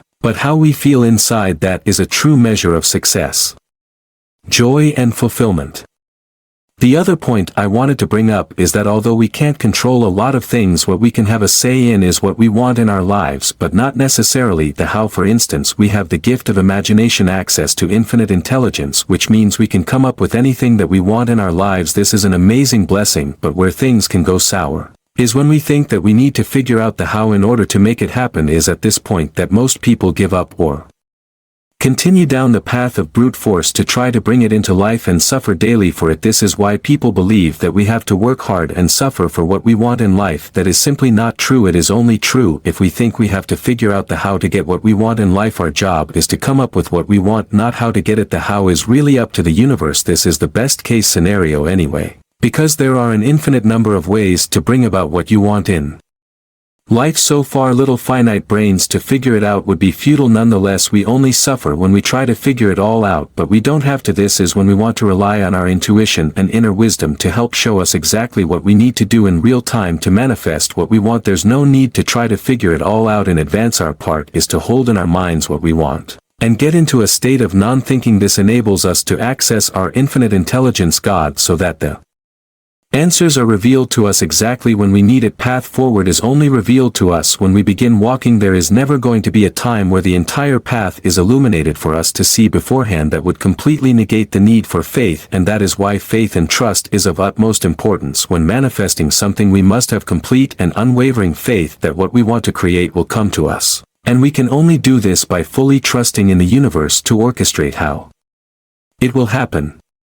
We can always get what we desire in life, it just may not be on our timeline or the way that we want it to manifest. Our intuition and inner wisdom, God, actually speaks to us all the time. You know, that small voice inside that always knows what you should do. Maybe it's to leave your job, forgive the person that hurt you, ask someone out, or reconnect with someone. It's that gut feeling you get where you know what you need to do. Have you ever regretted not doing something in the moment your gut told you To do it. Have you ever had a gut feeling to do something but you had no logical reasoning as to why, but you did it anyway and amazing things happened afterward? That is your intuition. Our intuition does come to us in the form of thoughts, but remember there's a stark difference between thoughts and thinking. As we discussed in a previous chapter, thoughts are divine by nature and feel like they pop into our minds out of nowhere. Thinking, on the other hand, is a manual, strenuous effort that we create ourselves, which feels very heavy and typically has a lot of negative emotions attached to it. When you have divine thoughts from infinite intelligence, there's a sense of knowingness to it. It contains the truth and you just know deep down that it's right. Your intuition will almost never seem logical or rational, but that's exactly what we want, because we don't want it to be predictable. If it were predictable, it wouldn't be miraculous,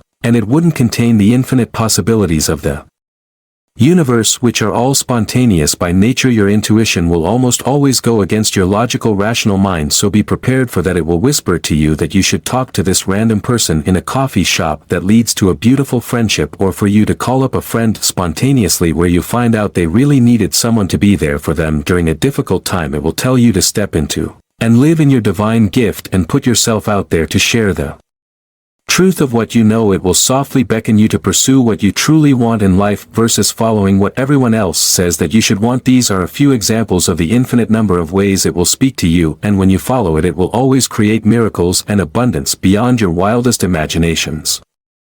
So why don't more people listen to their intuition if it always knows what to do and creates abundance whenever it is followed? Fear. Listening to our intuition can be scary or extremely daunting. This is because our intuition lives in the space of the unknown. In other words, our intuition is spiritual and operates in the field of infinite possibilities, which by nature is the field of the unknown. We as humans always fear the unknown, because we can't predict what might happen. It is only when we step into the unknown that we can begin to experience the limitless possibilities that life can bring to us. This is why magical things and miracles happen when we trust our intuition. We are literally stepping into the zone of pure possibility. It is for this reason that we only need to know what we want to manifest, but not the how. The only way you can enter the space of miracles is through non-thinking. If we think, we immediately get ejected out of the space and enter a state of anxiety, worry, and suffering. Our thinking will try to predict what might happen based on the past. This is why most people get more of the same of what they've always gotten. They try to use their limited personal mind to create something they have never experienced before, innocently not realizing that they must step into the unknown by entering a state of non-thinking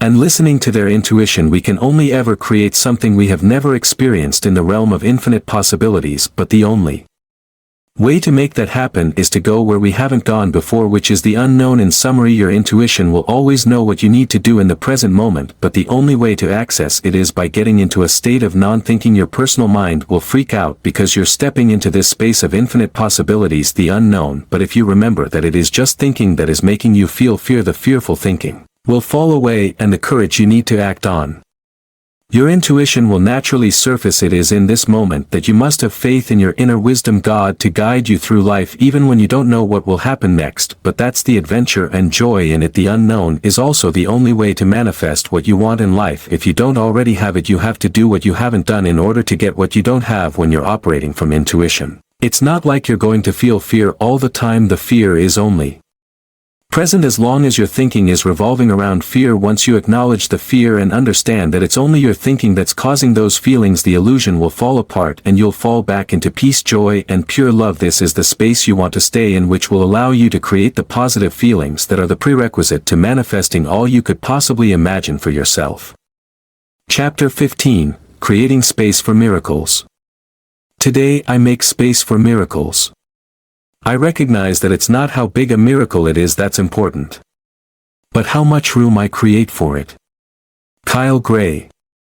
The story of the Zen master and the scholar. Empty your cup. Once upon a time there was a wise Zen master. People traveled from far away to seek his help. In return he would teach them and show them the way to enlightenment. On this particular day a scholar came to visit the master for advice. I have come to ask you to teach me about Zen, the scholar said. Soon it became obvious that the scholar was full of his own opinions and knowledge. He interrupted the master repeatedly with his own stories and Failed to listen to what the master had to say. The master calmly suggested that they should have tea, so the master gently poured his guest the cup. The cup was filled, yet he kept pouring until the cup overflowed onto the table, onto the floor, and finally onto the scholar's robes. The scholar cried, "Stop, the cup is full already. Can't you see exactly?" The Zen master replied with a smile, "You are like this cup, so full of ideas that nothing more will fit and come back to me with an empty cup."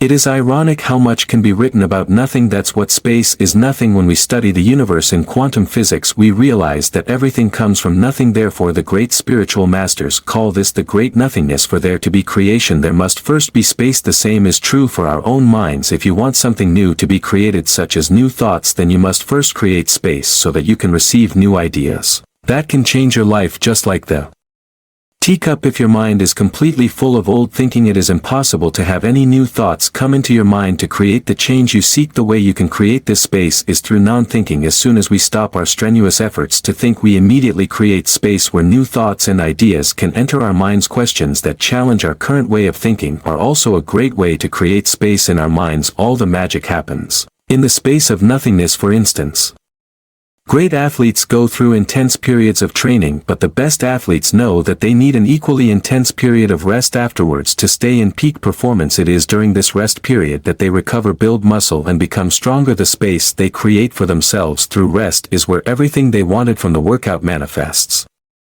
When Thomas Edison was confronted with a particularly challenging problem, he would sleep in his chair while holding a steel ball in each of his hands. Eventually he would slip into a deep enough stage of sleep where the ball would drop, wake him up, and the solution to his problem would pop into his mind. Everything comes from nothing, and Edison understood this concept of creating space for new thoughts to enter his mind, instead of attempting to effort his way into solving problems with his own way of thinking. He knew that old thinking was not going to give him the solution to his challenges. We can't solve problems by using the same level of consciousness we were at when we created them. Albert Einstein had different quirky, enigmatic behaviors just like Edison, but a similar understanding of creating space. When Einstein was stuck on a difficult problem, he would stop working on it and play the violin. As he was playing, the answer would come to him out of seemingly nowhere, and then he'd have the solution to his problem. Einstein had created space within his mind through non-thinking to be able to receive divine downloads from the universe. We don't have to try to figure everything out. Even the people we deem as geniuses didn't strain and effort their way into making the greatest discoveries in the world. So what makes us think we have to? We are no different than them and are all connected to the same source. With the correct understanding, we can also receive insights to any challenge we're facing. We're only ever one thought, one insight, and one idea from living a completely different experience of life. Here's the process for receiving divine downloads when you're confronted with a challenge. 1. Become aware that your thinking is the root cause of all negative emotions. 2. Create space by surrendering any manual thinking from the personal mind and have complete faith that your inner wisdom, God, universe, infinite intelligence will give you the answer. Also surrender the how and when the answer will come to you. 3. Become aware of any feelings that arise as you surrender and magnify those feelings of love, peace, and joy. Meet what you're facing with love and the answer will come to you. If it seems almost too simple, that's a good thing. The truth is always simple. Although it may be simple, it's not always easy, and even the greatest spiritual masters struggle at times. What's important is not when we get caught up in our thinking, because it's inevitable, but what we do when we catch ourselves thinking again. As long as you continually remember that we can only ever feel what we're thinking, and that thinking is the root cause of all of our suffering, then you're free. Chapter 16. What happens when you begin living in non-thinking? Potential obstacles. Do not let the behavior of others destroy your inner peace. Dalai Lama.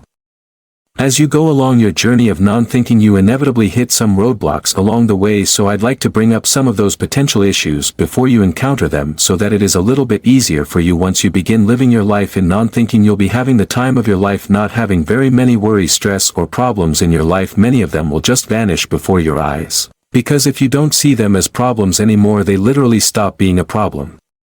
For you, what you'll notice is that you haven't felt this type of peace and serenity in your life before, and thus it will feel unfamiliar. We as humans biologically don't like what's unfamiliar because it means uncertainty. What's ironic is that right about this time is when most people begin thinking that something is wrong because they feel so happy and peaceful the majority of the day. Many feel like they're not as productive, have lost their edge, or just lazier. This is far from the truth, and It's just your brain attempting to begin thinking again to create the illusion of safety it wants to feel. The truth is that we are the most productive as humans when we are happy, and in a state of non-thinking. Time seems to fly when we are in a state of pure joy. Tasks are easier, we perform better, people gravitate to us, we attract way more abundance, and miracles begin to occur out of nowhere. You just have to stay in the state of non-thinking long enough to experience these things, and you'll never want to go back. This is when faith becomes of the utmost importance. Having faith that things will be okay. Know that the universe is working for you, not against you, that everything happens for a reason, and that there are no failures in life, just lessons and opportunities for us to grow. We must have faith in the unknown, because that's the only place that contains the possibility for anything to be different than the life we're living now. The unknown is where all possibilities exist, including everything you could possibly ever want for your life. Once you have the courage to make the leap into the unknown and to not be afraid of it anymore, it's impossible that your life won't change. If you begin feeling like something's wrong because you feel way too peaceful and content, know that it's only your mind trying to make you think again. Your mind is the greatest salesman and knows exactly what to say to you to bring you back into its vicious cycle of destructive thinking. It is in this moment that you have the choice to have faith in the unknown and to stay in the feeling of happiness, peace and love, or to go back to the old patterns of familiar pain and psychological suffering. We can either choose to be free and happy in the unknown, or to be confined and suffer in the familiar. If you do fall back into thinking, it is completely okay. Do not beat yourself up about it. Don't feel guilty that it happened. There's no need to punish yourself, because that will only perpetuate the thinking. Know that it is absolutely human to think. Once you catch yourself and see that it is your thinking that's causing your suffering, that's all you need to do in order to bring yourself to a state of peace, happiness and love again. The transition can happen painlessly and effortlessly now if you let it. There will come a time when you believe everything is finished, and that will be the beginning. Louis L'Amour.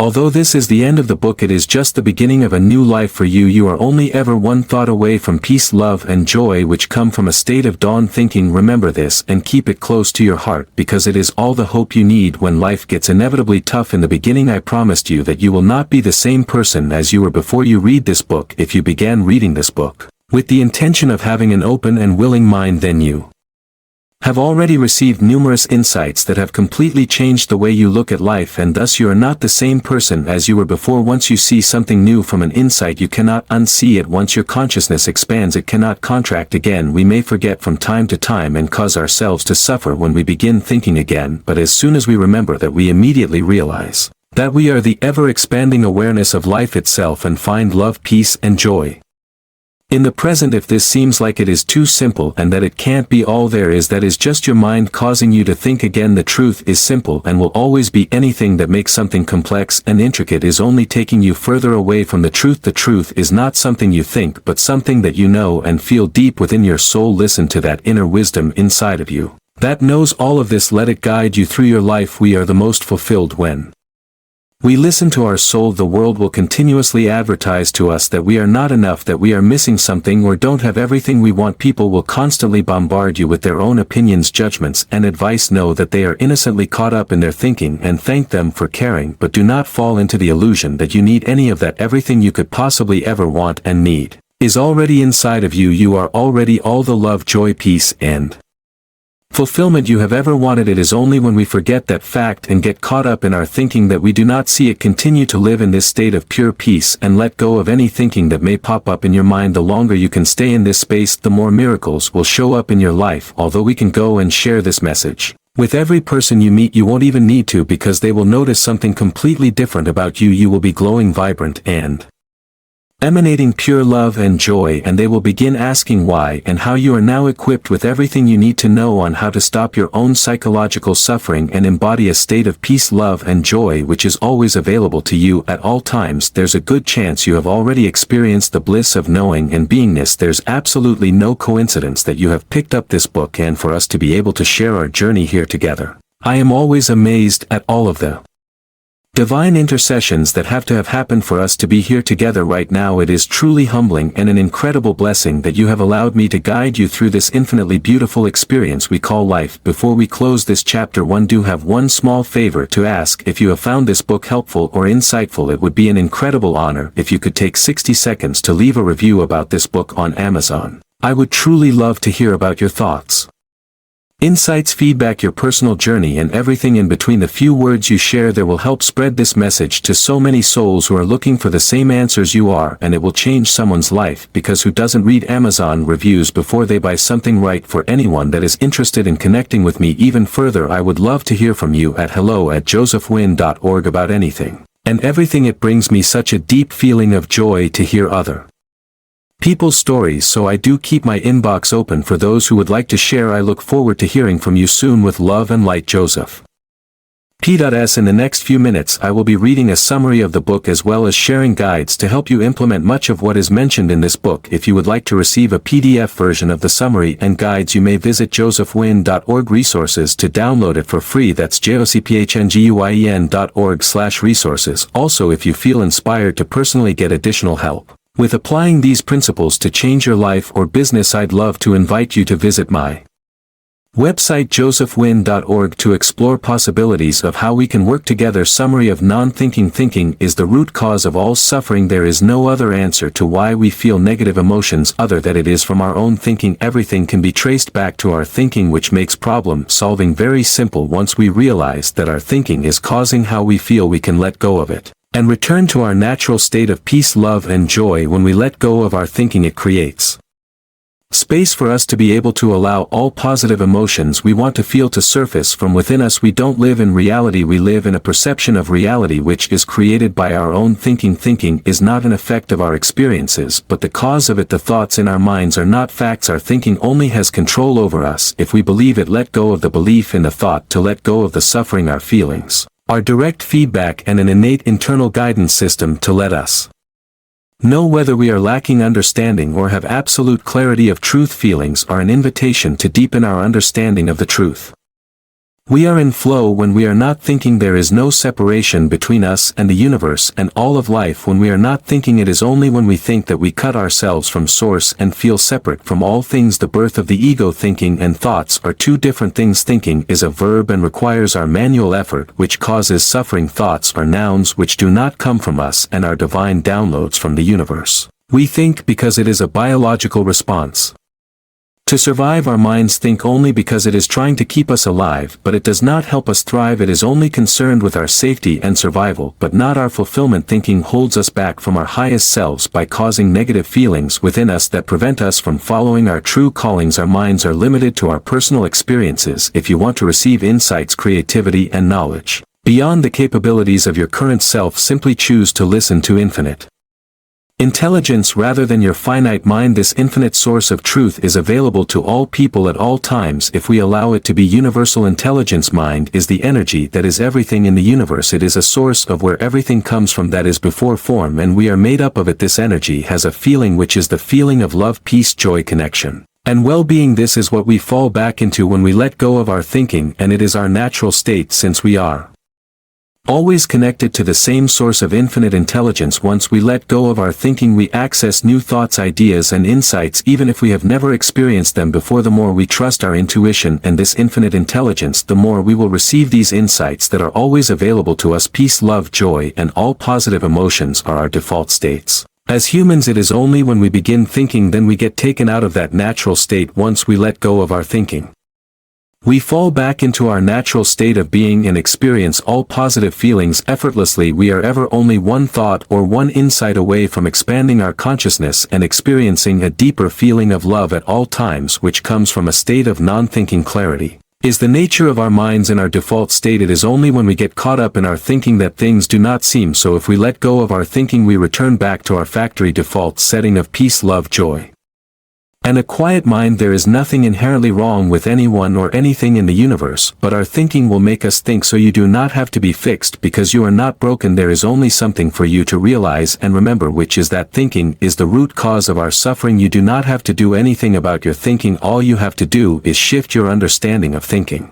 and you will fall back into the truth of who you are, which is beyond your thinking, your body, and everything you think you know. As soon as you let go of your thinking, you become one with infinite intelligence, allowing you to feel a never-ending abundance of love, peace, and joy that is always available to you, because that is your true nature. When you create space for infinite intelligence, it makes space for you. The more you trust it, the more I trust you. There is never an end to how much space you can make for it when you prioritize making space in your life and in your mind for Infinite intelligence to come through your life will change a guide to stop thinking. Eliminate things that may make you more prone to thinking or things that cause you to be in a fight or flight mode. Eliminate as many things and actions in your life that do not inspire you or excite you. Create an environment that helps put you into a non-thinking state. Create a morning activation ritual to help you start your day in a peaceful non-thinking state. Use this space to receive insights from infinite intelligence to help you navigate through life. Create space in your day to be able to decompress, relax, and return to a state of non-thinking. Write out things you can do during your day that can help you achieve this. It could be journaling, taking a walk, meditating, playing with your pets, taking a nap, doing yoga, or anything relaxing. Framework for how to stop thinking. 1. Realize thinking is the root of all suffering. Understand the true nature of thinking. Realize if you're suffering, you're thinking. Realize the difference between thinking and thoughts. Don't try to find the root cause. Thinking is the root cause. 2. Create space for persisting negative thinking. Allow them to be there and acknowledge them for what they are. Understand that you are the sacred space that holds these feelings, but you are not the feelings themselves. Don't be afraid to be alone with your thinking and have the courage to allow it to be in your consciousness. Welcome it in and see that the thinking just wants to be acknowledged. Realize that negative thoughts only have power over you if you believe them. Once you allow them to exist in your consciousness and don't resist the feelings, you can then look beyond the feelings to see the truth behind it all. Every feeling contains a seed of truth in it which will help you deepen your awareness and allow you to experience life more fully. 3.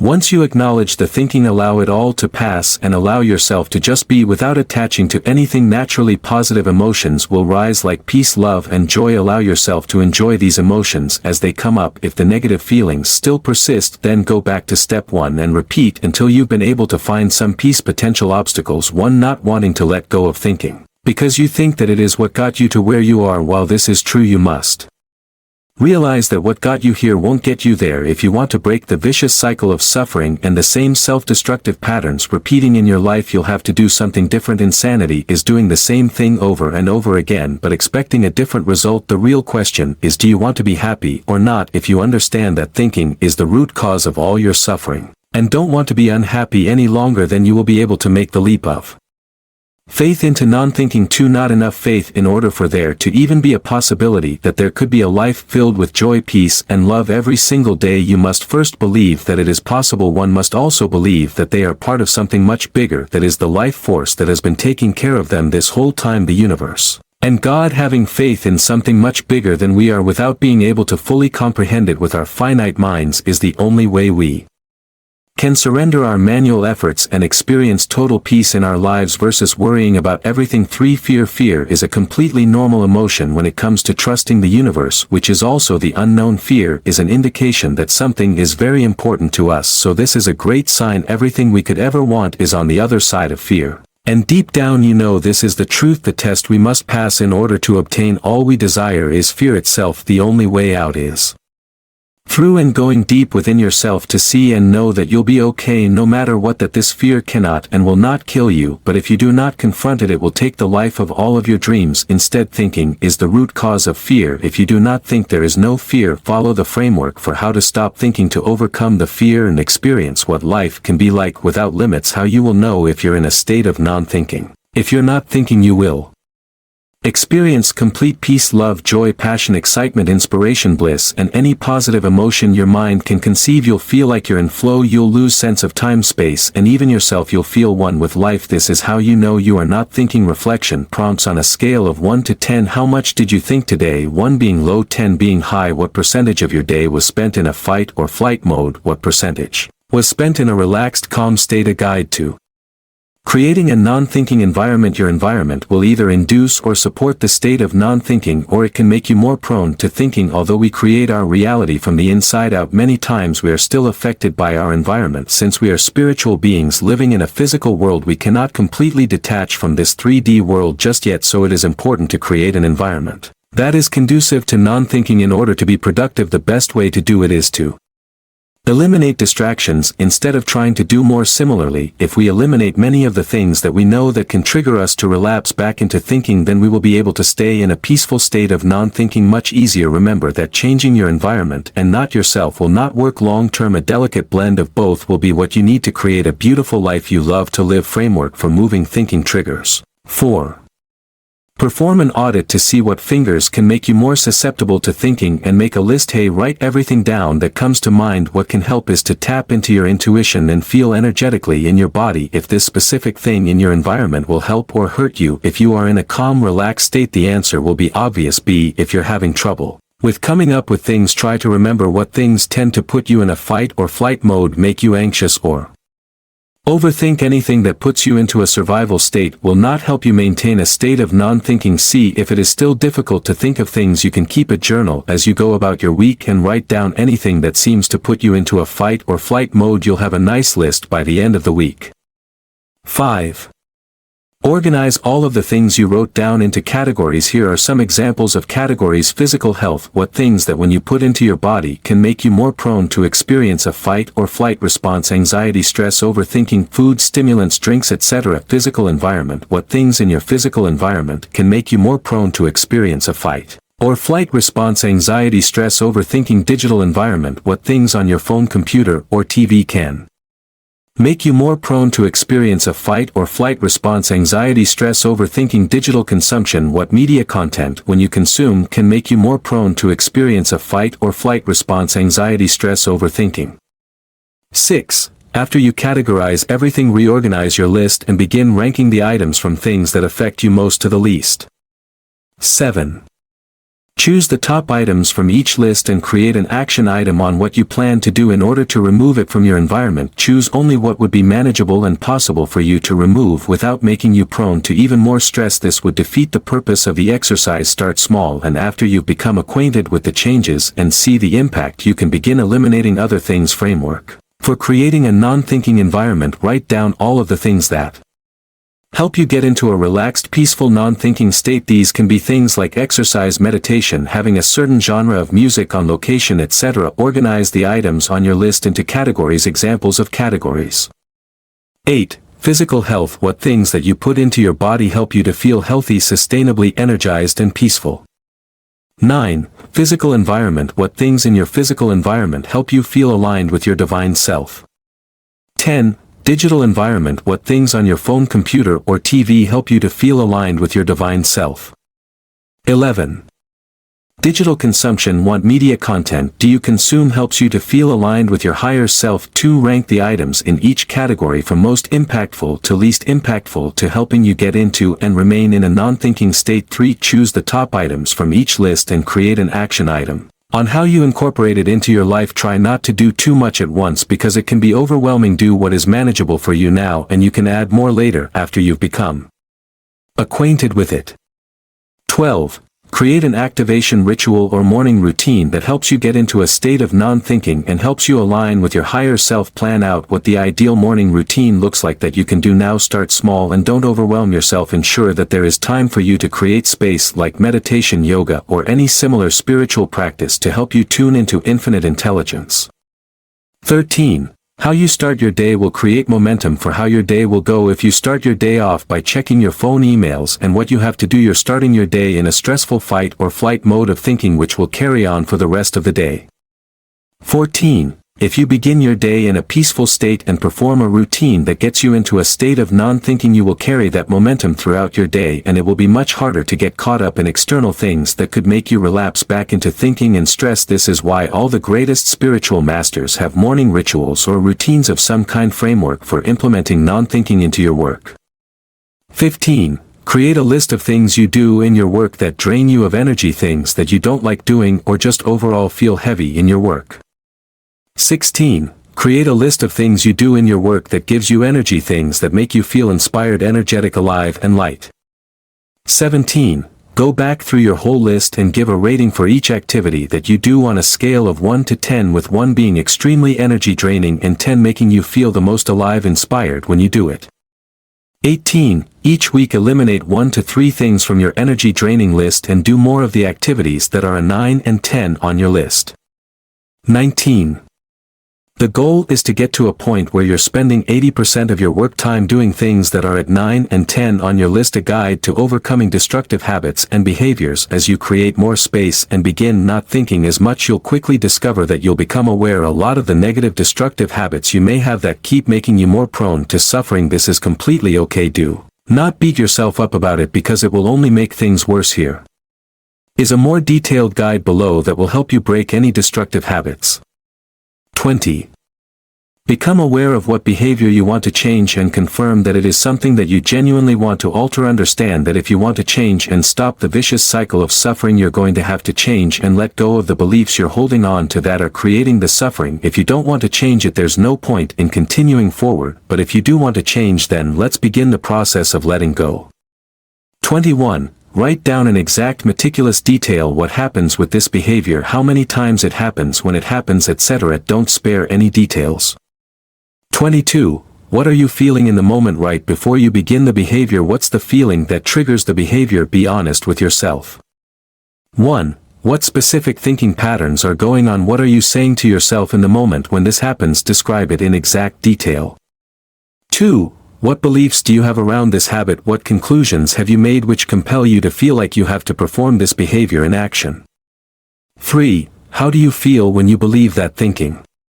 4. What do you believe will happen if you don't perform the behavior? In other words, what consequences do you believe will happen if you don't perform the action? 5. Is it absolutely 100% true that it will happen if you don't perform the behavior? 6. Can you see how destructive this thinking is and how much it causes you to suffer? 7. Are you willing to let this thinking and behavior go now? 8. Consult your inner wisdom and higher self. What is it trying to tell you? What is it trying to help you learn? How is it telling you to restore balance into your life? How is it telling you to grow right now? Create space and wait for an insight from infinite intelligence as to why you actually want to change. 9. When you receive the insight, allow yourself to fully feel the freedom, peace, and joy. Feel the weight lifted off your shoulders. You'll know you did it right if you physically and energetically feel lighter, and if you don't see the action and habit in the same way anymore, fully immerse yourself in the feeling of deep gratitude and just allow yourself to be. 10. Write down any insight you've had and journal your experience you just had so you can have a documentation of these miracles in your life. What to do if the feeling comes back up again? Follow this guide again until you have an insight or breakthrough that completely changes the way you look at life. Thank you for listening to or reading this from Audiobooks by Drbook.